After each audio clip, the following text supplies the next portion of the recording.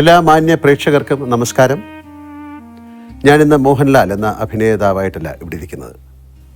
കേരളത്തിൻ്റെ ജനനായകൻ, പ്രിയപ്പെട്ട കേരള സംസ്ഥാന മുഖ്യമന്ത്രി ശ്രീ പിണറായി വിജയൻ അവർകളുമായി നിങ്ങൾക്കായി അല്പനേരം സംസാരിക്കാൻ വേണ്ടിയാണ്. CPM-ൻ്റെ അനിഷേധ്യ നേതാവെന്ന നിലയ്ക്ക് ലോകം അറിയപ്പെടുന്ന ഒരു നേതാവ്. പക്ഷേ പിണറായി വിജയൻ എന്ന വ്യക്തി അതിലപ്പുറം പലതാണ്. നമ്മൾ പലർക്കും അറിയാത്ത ഒരു മഹാ വ്യക്തിത്വം. സ്കൂളിൽ പഠിക്കുമ്പോൾ അന്യായമായ കടത്തുകൂലി വർധനയ്ക്കെതിരെ ഒറ്റയാൽ പ്രതിഷേധം നടത്തിയ വിപ്ലവകാരിയുടെ അധികം ആർക്കും അറിയാത്ത ചില വശങ്ങളുണ്ട്. ആക്ഷൻ സിനിമകൾ, സ്റ്റണ്ട് സിനിമകൾ ഇഷ്ടപ്പെടുന്നൊരു സഹൃദയൻ. രാമായണം വായിച്ചു കേട്ട് ഭൂതപ്രേതാദികളിലുള്ള അന്ധവിശ്വാസം മാറ്റിയെടുത്ത ഒരു ബാല്യം. അമ്മയുമായി സവിശേഷമായ ഒരടുപ്പം പുലർത്തിയ മകൻ. കാർക്കശ്യത്തിൻ്റെ പുറന്തോടിന് പിന്നിൽ മറിഞ്ഞിരിക്കുന്ന ഫലിതപ്രിയനായ ഒരു ആസ്വാദകൻ. അങ്ങനെ കേരളത്തിൻ്റെ പിണറായി സഖാവിനെ പറ്റി നാം അറിയാത്ത പലതും എനിക്ക് അദ്ദേഹത്തോട് ചോദിക്കണമെന്നുണ്ട്, നിങ്ങൾക്ക് വേണ്ടി. അതിനു മുമ്പേ ബഹുമാനപ്പെട്ട പിണറായി വിജയൻ അവർകളെ ഈ അഭിമുഖത്തിലേക്ക് ഔപചാരികമായി ഞാൻ സ്വാഗതം ചെയ്യട്ടെ. നമസ്കാരം സർ. നമസ്കാരം. ഇങ്ങനൊരു അഭിമുഖം എൻ്റെ സ്വപ്നത്തിൽ പോലും ഉണ്ടായിരുന്നതല്ല. അതുകൊണ്ട് തന്നെ അതിൻ്റെ ഒരു ത്രില്ലിലും എന്നാൽ സംഘർഷത്തിലുമാണ് ഞാൻ. അഭിനേതാവായാണ് ഞാൻ സാധാരണ ക്യാമറയ്ക്ക് മുന്നിലെത്തുന്നത്. ഇപ്പോൾ അങ്ങേ അഭിമുഖം ചെയ്യുക എന്ന ദൗത്യവുമായി ക്യാമറയ്ക്ക് മുന്നിലിരിക്കുമ്പോൾ എനിക്കും അതേറെ പുതുമയുള്ള ഒരു അനുഭവമായി മാറുകയാണ്. അങ്ങേപ്പോലെ ഒരു മഹാനേതാവിനെ അഭിമുഖീകരിക്കുമ്പോൾ എങ്ങനെ തുടങ്ങണം, എവിടെ തുടങ്ങണം എന്നാലോചിക്കുന്നതിനിടയിലാണ് ഞാൻ അങ്ങേ ആദ്യം കണ്ടത് എന്നോർത്ത് നോക്കിയത്. കേരളത്തിലെ ഏതൊരു സാധാരണക്കാരനെയും പോലെ വർഷങ്ങൾക്കിടെ നിരവധി തവണ ഞാൻ അങ്ങേ നേരിട്ടും അല്ലാതെയും കണ്ടിട്ടുള്ളത് കൊണ്ട് തന്നെ ആദ്യം കണ്ടത് എന്നാണെന്ന് സ്വാഭാവികമായി എനിക്ക് ഓർത്തെടുക്കാനായില്ല. എന്തായാലും ഒരു 30 വർഷത്തെ ബന്ധമെങ്കിലും ഉണ്ടാകും. പക്ഷെ അവസാനം കാണുന്നത് ഇപ്പോഴാണ്, അതെനിക്കറിയാം. സാർ, നമുക്ക് വളരെ ലഘുവായ രീതിയിൽ നമുക്ക് ഈ അഭിമുഖം അല്ലെങ്കിൽ അഭിമുഖ സംഭാഷണം തുടങ്ങാം. ഞാനൊരു പാട്ടിൻ്റെ 4 വരി പാടാം. അതിൻ്റെ പുറകിൽ ഒരു ഉദ്ദേശമുണ്ട്, അത് ഞാൻ പിന്നെ പറയാം. ഇത് ഞാൻ അങ്ങേക്ക് നൽകുന്ന ഒരു ആദരമാണ്. പാടട്ടെ? കേരളം കേരളം കേളി കൊട്ടുയരുന്ന കേരളം, കേളി കദംബം പൂക്കും കേരളം, കേരകേളി സദനമാം എൻ കേരളം. എൻ്റെ കേരളം, അങ്ങയുടെ കേരളം, നമ്മുടെ കേരളം. അല്ല, ഇതിൻ്റെ പുറകിൽ ഒരു നല്ല ഉദ്ദേശം എന്താണെന്ന് പറഞ്ഞാൽ അങ്ങും എനിക്ക് 4 വരി പാടിത്തരണം. ഇപ്പൊ വേണ്ട. പിന്നെ നമ്മുടെ ഈ സംഭാഷണത്തിൻ്റെ ഇടയ്ക്കോ അത് അവസാനിക്കുമ്പോഴോ എന്തെങ്കിലും. സാർ, ഞാൻ സിനിമയിൽ വന്നിട്ട് 48 വർഷമായി. അതുകൊണ്ട് തന്നെ സിനിമയുമായി ബന്ധപ്പെട്ട ഒരു ചോദ്യത്തിൽ നിന്ന് നമുക്ക് തുടങ്ങാം. സാർ, ആദ്യമായി കണ്ട സിനിമ ഏതാണെന്ന് ഓർമ്മയുണ്ടോ? അത് വളരെ ചെറുപ്പത്തിലുള്ളതായതുകൊണ്ട് അത്ര ഓർമ്മയില്ല. ഇല്ല. അത് നാട്ടിൽ വെച്ചായിരിക്കും കണ്ടത്. അതെ, അന്ന് ചെറിയ ടാക്കീസുകൾ നാട്ടിലുണ്ടാവുമല്ലോ, അതിന്റെ ഭാഗമായിട്ട് കണ്ടതാണ്. ഉത്തര കേരളത്തിലെ ഒരു നാട്ടിൻ പുറത്ത് ജനിച്ചു വളർന്ന ആളാണ് സാറ്. അപ്പോൾ അതുകൊണ്ട് തന്നെ അങ്ങയുടെ കുട്ടിക്കാലം എങ്ങനെയായിരുന്നു? അങ്ങേക്ക് സഹോദരന്മാരുണ്ടായിരുന്നോ? അതിനെക്കുറിച്ചൊന്നും. എനിക്ക് 2 സഹോദരന്മാരാണ് ഉണ്ടായത്. പക്ഷെ എൻ്റെ അമ്മ പ്രസവിച്ചത് 14ാമത്തെ കുട്ടിയാണ് ഞാൻ. ബാക്കിയുള്ളവരൊക്കെ മരണപ്പെട്ടു പോയിരുന്നു ചെറിയ പ്രായത്തിൽ തന്നെ. പിന്നെ 2 സഹോദരങ്ങൾ, മൂത്തവർ എനിക്കുണ്ടായിരുന്നു. അങ്ങനെ 3 പേരാണ് ഞങ്ങളുണ്ടായത്. അമ്മയും അച്ഛനും ഒക്കെ ഈശ്വര വിശ്വാസികളായിരുന്നു. നാമമൊക്കെ ചൊല്ലാറ് പതിവുണ്ടായിരുന്നു. ഈശ്വര വിശ്വാസികളും വലിയ തോതിലുള്ള ഈ അന്നത്തെ കാലത്ത് ഭൂതപ്രേത കാര്യങ്ങളൊക്കെ വലിയ തോതിലുള്ള കാലമാണ്. അതെ അതെ. അപ്പോൾ അതിനൊക്കെ വല്ലാതെ വിശ്വസിക്കുന്ന കൂട്ടത്തിലായിരുന്നു. അതിൽ അമ്മയാണ് ഏറ്റവും കൂടുതൽ ഈ വിശ്വാസങ്ങൾ കൊണ്ടു നടന്നിരുന്നത്. അച്ഛനും വിശ്വാസി തന്നെയാണ്, പക്ഷേ അത്രത്തോളം ഉണ്ടെന്ന് പറയാൻ പറ്റില്ല. കുട്ടിക്കാലത്ത് ഏറ്റവും സന്തോഷകരവും സങ്കടകരവുമായ ചില സാഹചര്യങ്ങൾ എല്ലാവർക്കും ഉണ്ടാവും, അങ്ങേക്കും ഉണ്ടായിട്ടുണ്ടാവും. അങ്ങനെയെങ്കിൽ അവയൊക്കെ അങ്ങയുടെ ജീവിതത്തെ എങ്ങനെയാണ് സ്വാധീനിച്ചിരിക്കുന്നത്?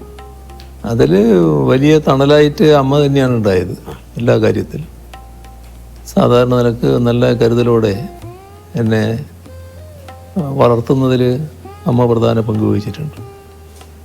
എൻ്റെ കുട്ടിക്കാലത്തിന് അന്നത്തെ കാലം എല്ലാവരും പഠിക്കുന്ന കാലമല്ലല്ലോ, പിന്നെ പഠനം തുടരണമെന്നും ആഗ്രഹിക്കുന്ന കാലമല്ല. ഒരു 5ാം തരം ആവുമ്പോൾ പഠനം അവസാനിപ്പിക്കുക. അന്ന് നാട്ടിൽ ധാരാളം ഉള്ളത് ബീഡി കെട്ടാണ്. ബീഡി തൊഴിലിന് പോവാം, ബീഡി കെട്ടാൻ പോകും. കുട്ടികൾ പോയിട്ട് ബീഡി ഇങ്ങനെ കെട്ടിക്കൊടുക്കും, നൂല് കെട്ടി. അതിന് പിന്നെ ഈ ചെന്ന ആൾക്കാർ പറഞ്ഞു കുട്ടി പഠിക്കട്ടെ. അപ്പോൾ അതറിഞ്ഞിട്ട് സ്കൂളിലെ പ്രധാന അധ്യാപകനും മാനേജറുമായിട്ടുള്ള അദ്ദേഹം അമ്മയോട് പറഞ്ഞു, അവനെ ഇപ്പം അതിനൊന്നും വിടരുത്, നിങ്ങൾ പഠിപ്പിക്കുക തന്നെ വേണം എന്ന് പറഞ്ഞു. അങ്ങനെയാണ് LP സ്കൂൾ കഴിഞ്ഞിട്ട് UP സ്കൂളിൽ ചേരുന്നത്. UP സ്കൂളിൽ ചേർന്നപ്പോൾ ഒരു പ്രധാന കാര്യമുണ്ടായി. അവിടെ ഒരു മലയാളം അധ്യാപകൻ, മലയാളം വിദ്വാൻ, മുൻഷി എന്നാണ് നമ്മൾ സാധാരണ പറയുക, മുൻഷി മാഷ്. അദ്ദേഹം എന്നോടൊരു ദിവസം ചോദിച്ചു, നിൻ്റെ നക്ഷത്രത്താ? അപ്പോൾ അന്ന് എനിക്കറിയാവുന്ന നക്ഷത്രം ഞാൻ പറഞ്ഞു കൊടുത്തു. ഇതായിരിക്കില്ല എന്ന് അദ്ദേഹം എന്നോട് പറയുകയാണ്, നിൻ്റെ അമ്മയോട് വരാൻ പറയണമെന്ന്. അങ്ങനെ അമ്മ ചെന്നു. അപ്പോൾ അത് തന്നെ ഒരു നാട്ടിൽ വാർത്തയായി, മുൻഷി മാഷ് അമ്മയെ വിളിച്ചിരിക്കുന്നു എന്നൊരു വാർത്ത. അങ്ങനെ ചെന്നപ്പോൾ എപ്പോഴായിരുന്നു പ്രസവിച്ചത്, ഏതാ സമയം എന്നൊക്കെ ചോദിച്ചു. ആ കാലത്ത് വലിയ കൃത്യതയില്ല, ഉച്ചയ്ക്ക് ശേഷമാണ് എന്ന് മാത്രമേ അമ്മയ്ക്ക് കൃത്യമായിട്ട് പറയാൻ പറ്റുള്ളൂ. അപ്പോൾ അദ്ദേഹം നോക്കുമ്പോൾ ഞാൻ ആദ്യം പറഞ്ഞ നക്ഷത്രം ഉച്ചയോടുകൂടി അവസാനിച്ചിരിക്കുന്നു, പിന്നെ പുതിയ നക്ഷത്രമാണ്. അപ്പോൾ അദ്ദേഹം പറഞ്ഞു, ഇതാണ് ഇവൻ്റെ നക്ഷത്രം, ഞാൻ ജാതകം എഴുതി തരാമെന്ന് പറഞ്ഞു. അങ്ങനെ അദ്ദേഹം എഴുതുന്ന ജാതകം അമ്മയുടെ കയ്യിലുണ്ടായിരുന്നു ഒരു ദീർഘകാലം. എന്നിട്ട് അവിടുന്ന് പറഞ്ഞു, ഇവൻ എവിടെയാണോ തോക്കുന്നത് അവിടം വരെ പഠിപ്പിക്കണം, തോറ്റാൽ നിർത്തിക്കോളും എന്ന് പറഞ്ഞു. അങ്ങനെയാണ് പഠനം തുറന്നു പോകുന്നതിന് ഇടയാകുന്നത്. ESLC ഉണ്ടായിരുന്നു. 8ാം തരത്തിൽ ESLC എന്ന് പറയുന്നൊരു പബ്ലിക് എക്സാമിനേഷൻ. അതിൽ ഞങ്ങൾ 3 കുട്ടികളായിരുന്നു അവിടുന്ന് പാസ്സായത്. പഠനത്തിന് പിന്നെ മറ്റ് പിന്തുണയൊന്നുമില്ലല്ലോ, നമ്മൾ തന്നെ വായിക്കുന്നെങ്കിൽ വായിക്കുക എന്നുള്ളതേ ഉള്ളൂ. വീട്ടിൽ സഹായമില്ല, അയൽവക്കങ്ങളിലും സഹായം കിട്ടാനില്ല. കാരണം ആരും അങ്ങനെ പഠനമായിട്ട് ബന്ധപ്പെട്ടവർ ഇന്നത്തെ സമൂഹത്തിനെ പോലെയല്ലാരും. അപ്പം അതിലൊക്കെ പക്ഷേ വലിയ സ്നേഹസമ്പന്നരാണ് എല്ലാവരും, എല്ലാ കാര്യങ്ങളിലും നല്ല സ്നേഹമാണ്. അതാണ് അതിൻ്റെ ഒരവസ്ഥ. സാറ് വളരെ അടുത്ത കൂട്ടുകാരുണ്ടായിരുന്നിരിക്കാം. അങ്ങ് പഠനത്തിൽ മാത്രമാണോ അതോ കളികളിലും കായിക മികവിലും ഒക്കെ ഉണ്ടായിരുന്നോ, അതോ വായന, കലാപ്രവർത്തനം, അങ്ങനെ എന്തെങ്കിലും പറയാനുണ്ടോ?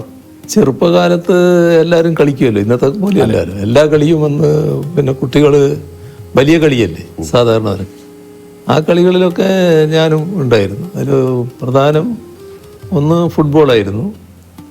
പിന്നെ കുറച്ച് കഴിഞ്ഞപ്പോൾ നാട്ടിലൊരു വലിയ ബാഡ്മിൻ്റൺ ടൂർണമെൻ്റ് നടന്നു. ആ ടൂർണമെൻറ്റ് കണ്ടപ്പോൾ നമുക്കൊരു ചെറിയ കുട്ടികളാണല്ലോ, ഒരു ആവേശം. അപ്പോൾ എൻ്റെ അടുത്ത സുഹൃത്തുക്കളുണ്ട്, നാണു, രാജൻ എന്ന് പറഞ്ഞ 2 പേര്. ഞങ്ങളെല്ലാം കൂടി ഒരു കളി തുടങ്ങി. അപ്പോൾ അതിന് ബാറ്റില്ല.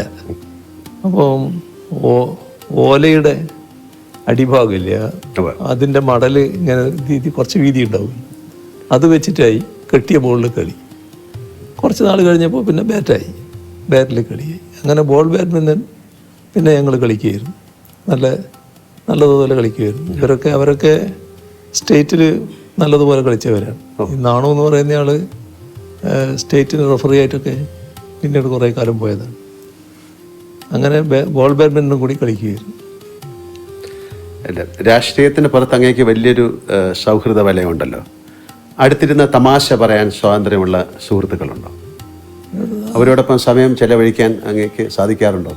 ഇപ്പം അതിന് കുറേ വിഷമമുണ്ട്. എന്നാലും എൻ്റെ പഴയകാല സുഹൃത്തുക്കൾ ഇപ്പോഴും സുഹൃത്തുക്കളായിട്ട് നിൽക്കുന്നുണ്ട്. അവർ എപ്പോഴും കാണും. പിന്നെ മിക്കവാറും ചെല്ലുമ്പോൾ എൻ്റെ കൂടെ ഉണ്ടാവും. അങ്ങനെയൊക്കെയാണ്. അവർ ചിലരെല്ലാം അങ്ങ് പോയി, എന്നാലും ഉള്ളവർ ഇപ്പോഴും ഉണ്ട് നല്ല നിലക്ക്. സാർ, ഒരു നടൻ അല്ലെങ്കിൽ ഞാൻ താരസംഘടനയുടെ ഭാരവാഹിയായിരുന്നു. അങ്ങനെ നിലകളിൽ അങ്ങേ പലതവണ ഞാൻ അടുത്തിടപഴകാനുള്ള ഭാഗ്യം എനിക്കുണ്ടായിട്ടുണ്ട്. അപ്പോൾ എല്ലാം ഞാൻ ശ്രദ്ധിച്ചിട്ടുള്ള ഒരു കാര്യം, ഏതാണ്ട് സാറിന് 30 വർഷം മുമ്പായിരിക്കാം കാണുന്നത്. അന്നും ഇന്നും അങ്ങയുടെ പെരുമാറ്റത്തിലോ രൂപഭാവാദികളിലോ യാതൊരു മാറ്റവും ഉണ്ടായിട്ടില്ല എന്നതാണ്. അത് എങ്ങനെയാണ് സാധിച്ചെടുക്കുന്നത്? കാര്യം ഒരുപക്ഷെ അങ്ങ് പാർട്ടി പ്രവർത്തകനായിരിക്കുമ്പോഴും അല്ലെങ്കിൽ മന്ത്രിയായതും പിന്നെ മുഖ്യമന്ത്രിയായിരിക്കുമ്പോഴെല്ലാം അങ്ങയുടെ ഇടപെടൽ ഒരുപോലെ തന്നെയാണ്. നല്ല ഒരു കരുതലുള്ളതുപോലെ ഞങ്ങൾക്ക് ഫീൽ ചെയ്യും. സാധാരണ മനുഷ്യരുടെ കാലം ചെല്ലുമ്പോൾ അവരുടെ പദവികൾക്കും വളർച്ചയ്ക്കും ഒത്ത് പല മാറ്റങ്ങളും കാണാറുണ്ട്. പക്ഷെ അങ്ങയിൽ ഞാനിതൊന്നും കണ്ടിട്ടില്ല എന്നുള്ളത് വളരെ സത്യമായ ഒരു കാര്യമാണ്. ഒന്ന് നമ്മൾ കാണുന്നത്, നമ്മൾ ഏത് സ്ഥാനത്തിരിക്കുന്നതായാലും അതൊരു പ്രത്യേക നിയോഗത്തിൻ്റെ ഭാഗമാണെന്ന് കാണേണ്ടതേ ഉള്ളൂ. എപ്പോഴും അവിടെ നിന്ന് മാറേണ്ടതായിട്ട് വരാം. ആ ഒരു ധാരണ നമ്മുടെ ഉള്ളിലുണ്ടാവണം. ആ മാറ്റത്തെ പൂർണ്ണമായിട്ട് ഉൾക്കൊള്ളാൻ നമുക്ക് സാധിക്കണം. അന്ന് ഇപ്പോൾ മാറണം എന്ന് പറഞ്ഞാൽ ആ മാറുമ്പോൾ ഒരു പ്രയാസവും ഉണ്ടാകരുത്. അതാണ് നമുക്ക് ഏറ്റവും പ്രധാനം. ഞാൻ വൈദ്യുതി മന്ത്രിയായിട്ടാണല്ലോ മന്ത്രിസഭ പ്രവർത്തനം ആരംഭിക്കുന്നത്. അപ്പോൾ എൻ്റെ കുട്ടികൾ ചെറിയ മക്കളാണെന്ന്. വൈദ്യമന്ത്രി സ്ഥാനം ഒഴിഞ്ഞ് ഇവിടെ തന്നെയായിരുന്നു, ഇൻഡസ്ട്രി ആയിരുന്നു. നേരെ നിങ്ങൾ വന്നിട്ടുണ്ട്, ഞാൻ താമസിച്ച വാടക വീട്ടിൽ. ആ വാടക വീട്ടിലേക്ക് മാറി. ഒരു പ്രയാസവും കുട്ടികൾക്ക് പോലും ഉണ്ടായില്ല. നല്ല എന്താണോ, അപ്പം നമ്മൾ എന്താണോ ഉള്ളത് അതുകൊണ്ട് ജീവിക്കാനും അതിൽ സന്തോഷിക്കാനും അതിൻ്റെ ഭാഗമായി മാറാനും കഴിയണം. എനിക്ക് അങ്ങനെയൊരു നിലയാണ് എപ്പോഴും ഉള്ളത്. ഒരു വല്ലാതെ എന്തെങ്കിലും മോഹിക്കുന്ന കാര്യമില്ല. അതിൻ്റെ ഭാഗമായിട്ട് എപ്പോഴും സംതൃപ്തനാണ് ഞാൻ. ഇത് ബോധപൂർവം നിലനിർത്തുന്നതാണോ അതോ സ്വാഭാവികമായി സംഭവിച്ചാണോ അതോ കുട്ടിക്കാലത്ത് അമ്മയുടെ ആ ഒരു കരുതൽ അന്നത്തെ കുടുംബത്തിൻ്റെ ഒക്കെ ഒരു പശ്ചാത്തലത്തിൽ സംഭവിച്ചായിരിക്കും? അതെനിക്ക് തോന്നുന്നത് ചെറുപ്പത്തിൻ്റെ ഒരു സ്വാധീനമുണ്ട് അതിൽ. ഈ ചെറുപ്പത്തിൽ ധാരാളം ഈ മറ്റ് കഥകൾ വായിക്കുമായിരുന്നു. അമ്മയ്ക്ക് വായന അറിയില്ലെങ്കിലും പഴയ തച്ചോളി പാട്ടൊക്കെ അമ്മയ്ക്ക് നല്ലോണം അറിയാം. അങ്ങനെയുള്ള പാട്ടുകൾ എനിക്ക് പാടിത്തരുമായിരുന്നു. എന്നാൽ ഞാൻ വായന പഠിച്ചതിന് ശേഷം രാമായണം, കൃഷ്ണപ്പാട്ട്, ഭാരതം അങ്ങനെയൊക്കെയുള്ളത് അമ്മയ്ക്ക് വായിച്ചു കൊടുക്കുമായിരുന്നു. അപ്പോൾ ആ വായനയിലൂടെ അന്ന് എന്നിലേക്ക് വന്നിട്ടുള്ള ചില ആശയങ്ങളുണ്ടാകും. അതെന്നെ സ്വാധീനിച്ചിട്ടുണ്ടാകും എന്നാണ് തോന്നുന്നത്. ഒരു സന്യാസ ജീവിതത്തിൻ്റെ ചില അംശങ്ങൾ ചിലപ്പോൾ നമ്മളെ മനസ്സിലുണ്ടാകാനിടയുണ്ടാവും. അതുകൊണ്ടായിരിക്കാം വലിയ മറ്റു മോഹങ്ങൾ അധികം ഇല്ലാതെ വരുന്നത്. വലിയ കർക്കശക്കാരൻ എന്നൊരു പേരുണ്ടത്.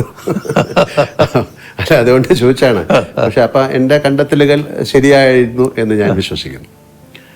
സാറ് സ്കൂൾ ആ സമയത്തൊക്കെ അല്ലെങ്കിൽ കോളേജിലൊക്കെ നാടകങ്ങളിലും വല്ലതും അഭിനയിച്ചിട്ടുണ്ടോ? നാടകത്തിൽ അഭിനയിച്ചിട്ടില്ല, പക്ഷെ ഞാൻ കഥാപ്രസംഗം നടത്തിയിട്ടുണ്ട്. ആണോ? UP സ്കൂളിൽ പഠിക്കുമ്പോൾ എന്നോടൊരു മാഷ് പറഞ്ഞു കഥാപ്രസംഗം നടത്തണം. അങ്ങനെ ഞാനൊരു കഥാപ്രസംഗം നടത്തിയിട്ടുണ്ട്. അതിൽ പാട്ടുകളൊക്കെ പാടണ്ടേ? പാടണം, പാട്ടൊക്കെ പാടും. പിന്നെ പാട്ട് പാടണേ. പിന്നെ അത് അതെ അതെ, ജാലവിദ്യ, മാജിക്. അതായത് ഒരു നൂലിന്മേലൊരു ചോക്ക് കിട്ടും. ചോക്കല്ലേ എഴുതുന്നത്? ആ ചോക്ക് കെട്ടിയിട്ട് ഇങ്ങനെ പിടിക്കും. എന്നിട്ട് ഈ നൂലങ്ങോട്ട് കത്തിക്കും. കത്തിയാലും ചോക്ക് വീഴില്ല. അപ്പോൾ അതിൻ്റെ വിദ്യ എന്താണെന്ന് പറഞ്ഞാൽ ഈ നൂല് പലവട്ടം ഉപ്പുവെള്ളത്തിൽ മുക്കി ഉണക്കുക.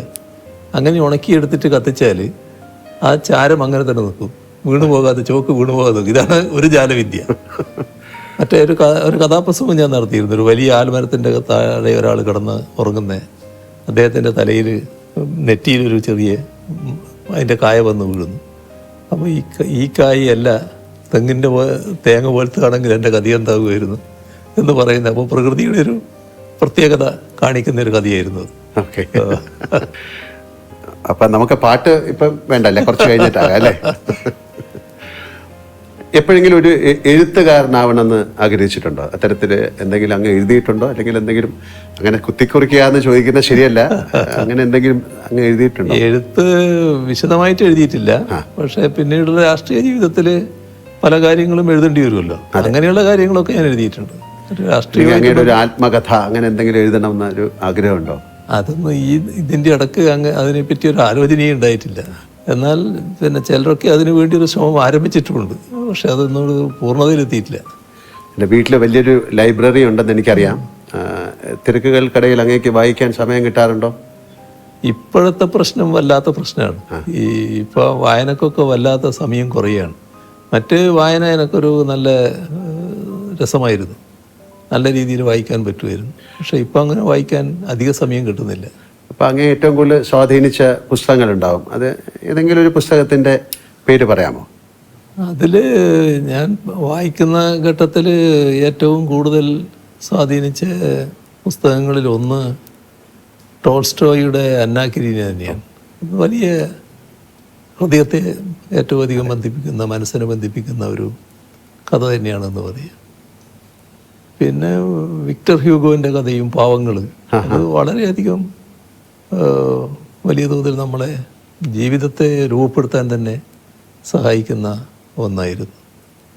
നമ്മളെ നാട്ടിലെടുത്താൽ തകഴിയുടെ കയർ ഒരു കാലഘട്ടത്തിൻ്റെ തന്നെ ഒരു ചിത്രീകരണമായിരുന്നു. അങ്ങനെയുള്ളതൊക്കെ ആ കാലത്ത് നല്ലോണം വായിക്കാൻ പറ്റിയിരുന്നു. കവിതകളും വായിക്കും. ഇതെല്ലാം ഒരു പുതിയ അറിവാണ് ആൾക്കാർക്ക്, അതുകൊണ്ടാണ് ചോദിക്കുന്നത്. അതായത് പിണറായി വിജയൻ എന്നാൽ വലിയൊരു കടുപ്പക്കാരനാണ്, ചിരിക്കാത്ത ആളാണ് എന്നൊരു ധാരണ പുറത്തുണ്ട്. എന്നാൽ അടുത്ത പരിചയമുള്ളവർക്ക് നേരെ മറിച്ചുള്ള അഭിപ്രായമാണ്. ഈ പ്രകൃതം സ്വയം എടുത്തണിഞ്ഞതാണോ, അതോ ഈ കടുപ്പക്കാരനെന്ന ഇമേജ് മാറ്റണമെന്ന് എപ്പോഴെങ്കിലും തോന്നിയിട്ടുണ്ടോ, അതോ ആളുകൾ തന്നെ അത് തിരിച്ചറിയട്ടെ എന്നാണോ നിലപാട്? അത് ബ്രാൻഡ് ചെയ്യപ്പെടുന്നതാണ്.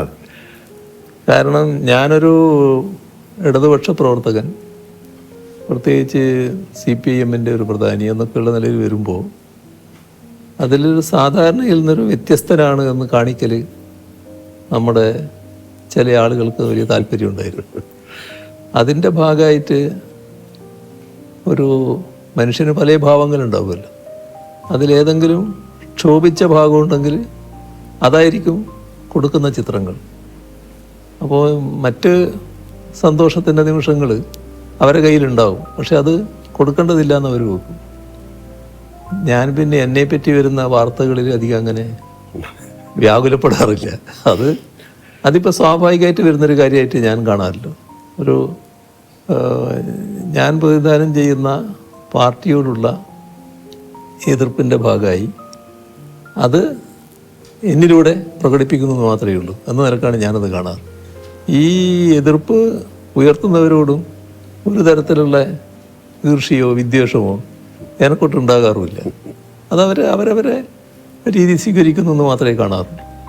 അപ്പം അതുകൊണ്ട് തന്നെ ഏതെങ്കിലും ഒരു തെറ്റായ കാര്യം വന്നാൽ, ഇപ്പോൾ സാധാരണ രാഷ്ട്രീയ പ്രവർത്തകരായിട്ടുള്ള ആൾക്കാർ പല മാധ്യമങ്ങളെയും അപ്പം തന്നെ വിളിക്കും, എന്താ നിങ്ങളങ്ങനെ കൊടുത്തത്, ഇങ്ങനെ കൊടുത്തത് ശരിയാണോ എന്നൊക്കെ പറയും. ഇന്ന് വരെ ഒരാളെ ഞാൻ വിളിക്കാൻ പോയിട്ടില്ല. എന്ത് വാർത്ത വന്നാലും അതവിടെ നിന്നോട്ടെ എന്നുള്ളതാണ്. അങ്ങനെയൊരു പ്രകൃതമാണ് ഞാൻ സ്വീകരിച്ചു വരാറുള്ളത്. വീട്ടിലെ ഒരു അച്ഛൻ മുത്തച്ഛൻ അല്ലേ, അപ്പൊ ഏത് തരത്തിലുള്ളൊരു സമീപനമാണ് കുട്ടികളോടോ പേരൊക്കെ? അത് വീട്ടിലെത്തിയാൽ ഞാൻ അവരുടെ സ്വന്തം ആള് തന്നെ, അതിനകത്ത് പ്രശ്നമില്ല. എൻ്റെ പുറത്തുള്ള എല്ലാ തിരക്കുകളും ഇപ്പൊ കുറച്ച് പ്രയാസമുണ്ട്. ഇപ്പൊ ഈ ദിവസങ്ങള് വല്ലാത്ത പ്രയാസങ്ങളുള്ളത്. അതുവരെയുള്ള കാലം എടുത്താൽ വീട്ടിലെത്തിയാൽ ഞാൻ വീട്ടിൻ്റെ ഒരാളായിട്ട് അങ്ങ് മാറുകയാണ്. അതിന് ഒരു പ്രശ്നം ഉണ്ടാകാറില്ല. അത് കുട്ടികൾക്കും ഉണ്ടാകാറില്ല, വേറെ കുട്ടിക്കും ഒന്നും ഉണ്ടാകാറില്ല. അങ്ങനെ ഒരു അവസ്ഥയാണ്. സാർ, ഇന്നത്തെ തലമുറയിലെ കുട്ടികൾക്ക് പഴയ കാലത്തെ അപേക്ഷിച്ച് ഒരുപാട് അവസരങ്ങളുണ്ട്. ഈ സ്മാർട്ട് ഫോണ്, ആർട്ടിഫിഷ്യൽ ഇൻ്റലിജൻസ് അതൊക്കെ വന്നതോടുകൂടി അറിവ് സമ്പാദിക്കാൻ ഒരുപാട് വഴികളുണ്ട്. പഴയ കാലം പോലല്ല. എങ്കിലും പുതിയ തലമുറ നേരിടുന്ന ഭയങ്കരമായ സമ്മർദ്ദങ്ങളുണ്ട്. ആ സമ്മർദ്ദങ്ങൾ വലുതാണ്. അവരോടൊരു ഒരു മുത്തശ്ശൻ എന്ന നിലയിൽ എന്താണ് അങ്ങേക്ക് പറയാനുള്ളത്? അല്ല, ഇന്നത്തെ കാലത്ത് ഈ പറഞ്ഞ കാര്യം ശരിയാണ്. കുട്ടികൾ വലിയ തോതിൽ വിവരങ്ങൾ അവരുടെ വിരൽത്തുമ്പിൽ കിടക്കുകയാണ്. ഒന്ന്, കുട്ടി എന്തെങ്കിലും കാര്യങ്ങൾ ചെയ്യാൻ തുടങ്ങുന്നതിന് മുൻപ് തന്നെ സാങ്കേതിക കാര്യങ്ങളാണ് ചെയ്തു തുടങ്ങുന്നത്. ഈ ഫോണും മറ്റും ആയിട്ട് ബന്ധപ്പെട്ടുള്ള കാര്യങ്ങൾ. അപ്പോൾ ഫോണും മറ്റും വെച്ചുകൊണ്ടുള്ള ഒരുപാട് അത്ഭുതങ്ങൾ കാണിക്കുന്നവരാണ് നമ്മുടെ കുട്ടികൾ. പക്ഷെ അതിൽ ആ ലോകം വളരെ വലുതാണ്. എന്നാൽ അതിനകത്തുള്ള ചതിക്കുഴികളുണ്ട്. ആ ചതിക്കുഴികൾ തിരിച്ചറിയാൻ പറ്റണം.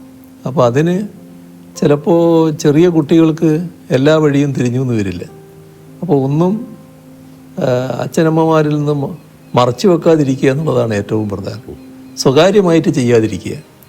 താൻ കാണുന്നത് സ്വകാര്യമായിട്ട് കാണണം എന്ന് നിർബന്ധമില്ലാതിരിക്കുക. അമ്മയോ അച്ഛനോ കാണുന്നതിന് ഒരു തടസ്സമില്ലാതിരിക്കുക.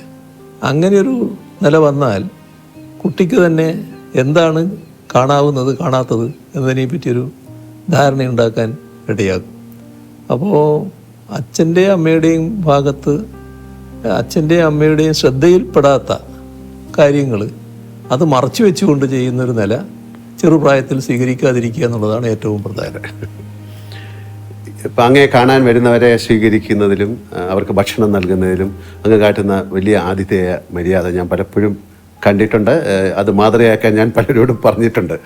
ഈ ഒരു ശീലം അമ്മയിൽ നിന്നാണോ കിട്ടിയത്, അല്ലെങ്കിൽ കുടുംബ പശ്ചാത്തലത്തിൽ നിന്നാണോ കിട്ടിയത്? അത് അമ്മയുടെ കയ്യിൽ നിന്ന് തന്നെയായിരിക്കണം അത് കിട്ടിയത്. കാരണം ഞങ്ങൾ കുട്ടികൾ കോളേജിലൊക്കെ പഠിക്കുമ്പോൾ പിന്നെ ചില സുഹൃത്തുക്കളോട് കൂടി വീട്ടിൽ ചെന്നാൽ വലിയ തോതിൽ സൗകര്യങ്ങളൊന്നും വീട്ടിലൊന്നും ഉണ്ടാവില്ല. പക്ഷെ ഉള്ളത് വെച്ച് പെട്ടെന്ന് തന്നെ അമ്മ അവർക്ക് എന്തെങ്കിലും കൊടുത്തിരിക്കും, വളരെ പെട്ടെന്ന് കാര്യങ്ങൾ ഉണ്ടാക്കിയിട്ട്. അങ്ങനെയൊരു രീതി ചെറുപ്പത്തിലേ കണ്ടുവന്നിട്ടുണ്ട്. അതിൻ്റെ ഒരു ഭാഗമായിരിക്കാമെന്നാണ് തോന്നുന്നു. അങ്ങേക്ക് പാചകം ഇഷ്ടമാണോ? ജീവിതത്തിൽ എപ്പോഴെങ്കിലും അങ്ങ് അടുക്കളയിൽ കയറിയിട്ടുണ്ടോ? പാചകം ഒരു കലയാണ്. ആ കലയിൽ ഞാൻ അത്ര വിദഗ്ധനല്ല. പക്ഷേ ഇടയ്ക്ക് ഞാൻ ചായ ഉണ്ടാക്കുമായിരുന്നു. നേരത്തെ ചായ കുടിക്കുന്ന കാലത്ത് അത് ശീലിച്ചിരുന്നു. അതിനപ്പുറത്ത് ഇല്ല, ഒന്നിലേക്ക് കടക്കാൻ എനിക്ക് ധൈര്യം കിട്ടിയിട്ടില്ല. അപ്പം അങ്ങനെയാണെങ്കിൽ അങ്ങയുടെ പ്രിയപ്പെട്ട ഒരു ഭക്ഷണം എന്താണ്?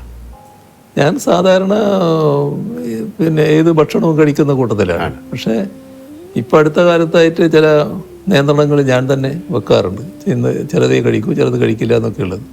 എന്നാൽ ഒരു ഭക്ഷണത്തോടും അപ്രിയമില്ല, ഒന്നും മാറ്റി നിർത്താറില്ല. എല്ലാം കഴിക്കുന്ന ഒരു കൂട്ടക്കാരനാണ് ഞാൻ. ചിലപ്പോൾ ഭാര്യ അല്ലെങ്കിൽ അമ്മ അങ്ങനെ ആരെങ്കിലും ഉണ്ടാക്കുന്ന ഭക്ഷണത്തോടായിരിക്കും കൂടുതൽ താല്പര്യം. അങ്ങനെയൊക്കെ അങ്ങനെ ഉണ്ടോ? എനിക്ക് തീർച്ചയായും അതാണ്. വീട്ടിലെ ഭക്ഷണമാണ് എനിക്ക് ഏറ്റവും താല്പര്യം. അതിൻ്റെ പ്രശ്നം എന്താണെന്ന് വെച്ചാൽ, വീട്ടിൽ നിന്ന് പുറത്തിറങ്ങി ഭക്ഷണം കഴിക്കുമ്പോൾ പലപ്പോഴും വീട്ടിലെ ഭക്ഷണത്തെ പറ്റി താരതമ്യപ്പെടുത്തി പോകും. അതെപ്പോഴും എനിക്ക് താല്പര്യം വീട്ടിലെ ഭക്ഷണം തന്നെയാണ്.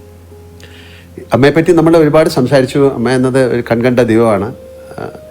അങ്ങയുടെ അമ്മയെപ്പറ്റി, ആ ആത്മബന്ധത്തെപ്പറ്റി അങ്ങേക്ക് എന്തെങ്കിലും കൂടുതൽ പറയാനുണ്ടോ?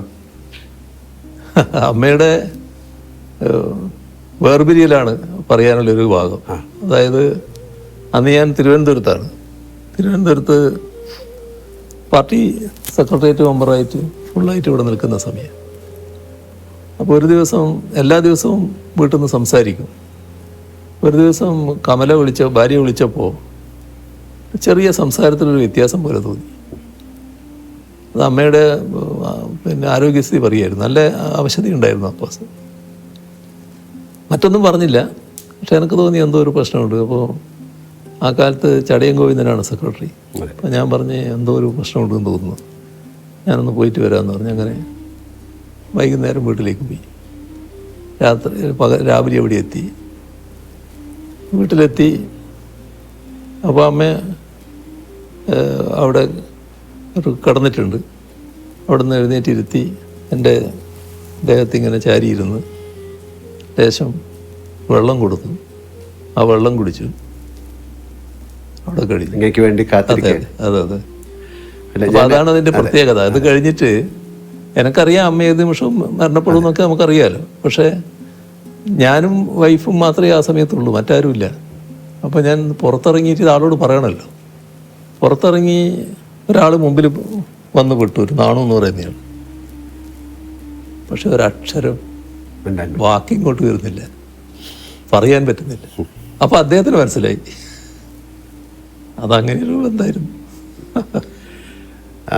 അതായത് ഞാൻ കേട്ടിട്ടുണ്ട് അമ്മയുടെ മടിയിൽ തല വെച്ച് കിടന്ന് അങ്ങനെ രാമായണം കേൾക്കുന്നത്. അങ്ങക്ക് ഭൂതപ്രേത പേടിയായിരുന്ന സമയത്ത് അങ്ങനെയല്ലേ കുട്ടികൾ? ഭയങ്കര പേടിയായിരുന്നു. ചെറിയ പേടിയല്ല, അപ്പൊ ഇതെല്ലാം കേട്ട് കഴിഞ്ഞ് അങ്ങേക്ക് ഒരു ആന്തരികമായ ഒരു ആത്മീയ വശം ഉണ്ടായിട്ടുണ്ടോ? ഈ നേരത്തെ പറഞ്ഞു, എന്നാലും ഒരു സന്യാസം എന്ന് പറഞ്ഞ പോലെ അങ്ങേക്ക് ഒരു ആന്തരികമായ ഒരു ആത്മീയ വശമുണ്ടെന്ന് വളരെ വിശ്വസിക്കുന്ന ഒരാളാണ് ഞാൻ. അതായത് ഇതിനെപ്പറ്റി പറയാറ് സാധാരണ നിസ്സാരമായുള്ള സംസാര സാഗരം എന്നാണ്.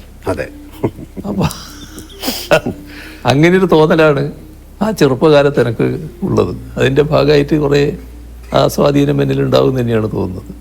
പക്ഷെ ഭൂതപ്രേത പിശാചുക്കളെ പറ്റി ഭയങ്കര വിശ്വാസമായിരുന്നു. ആ സമയത്ത് ലൈറ്റോ അങ്ങനെയൊന്നും അധികം ലൈറ്റ് ഇല്ലല്ലോ. പിന്നെ എൻ്റെ വീട്ടില് ഇലക്ട്രിസിറ്റി വരുന്നത് തന്നെ പിന്നെ ഞാൻ MLA ആയിരിക്കും പോലും ഇല്ല.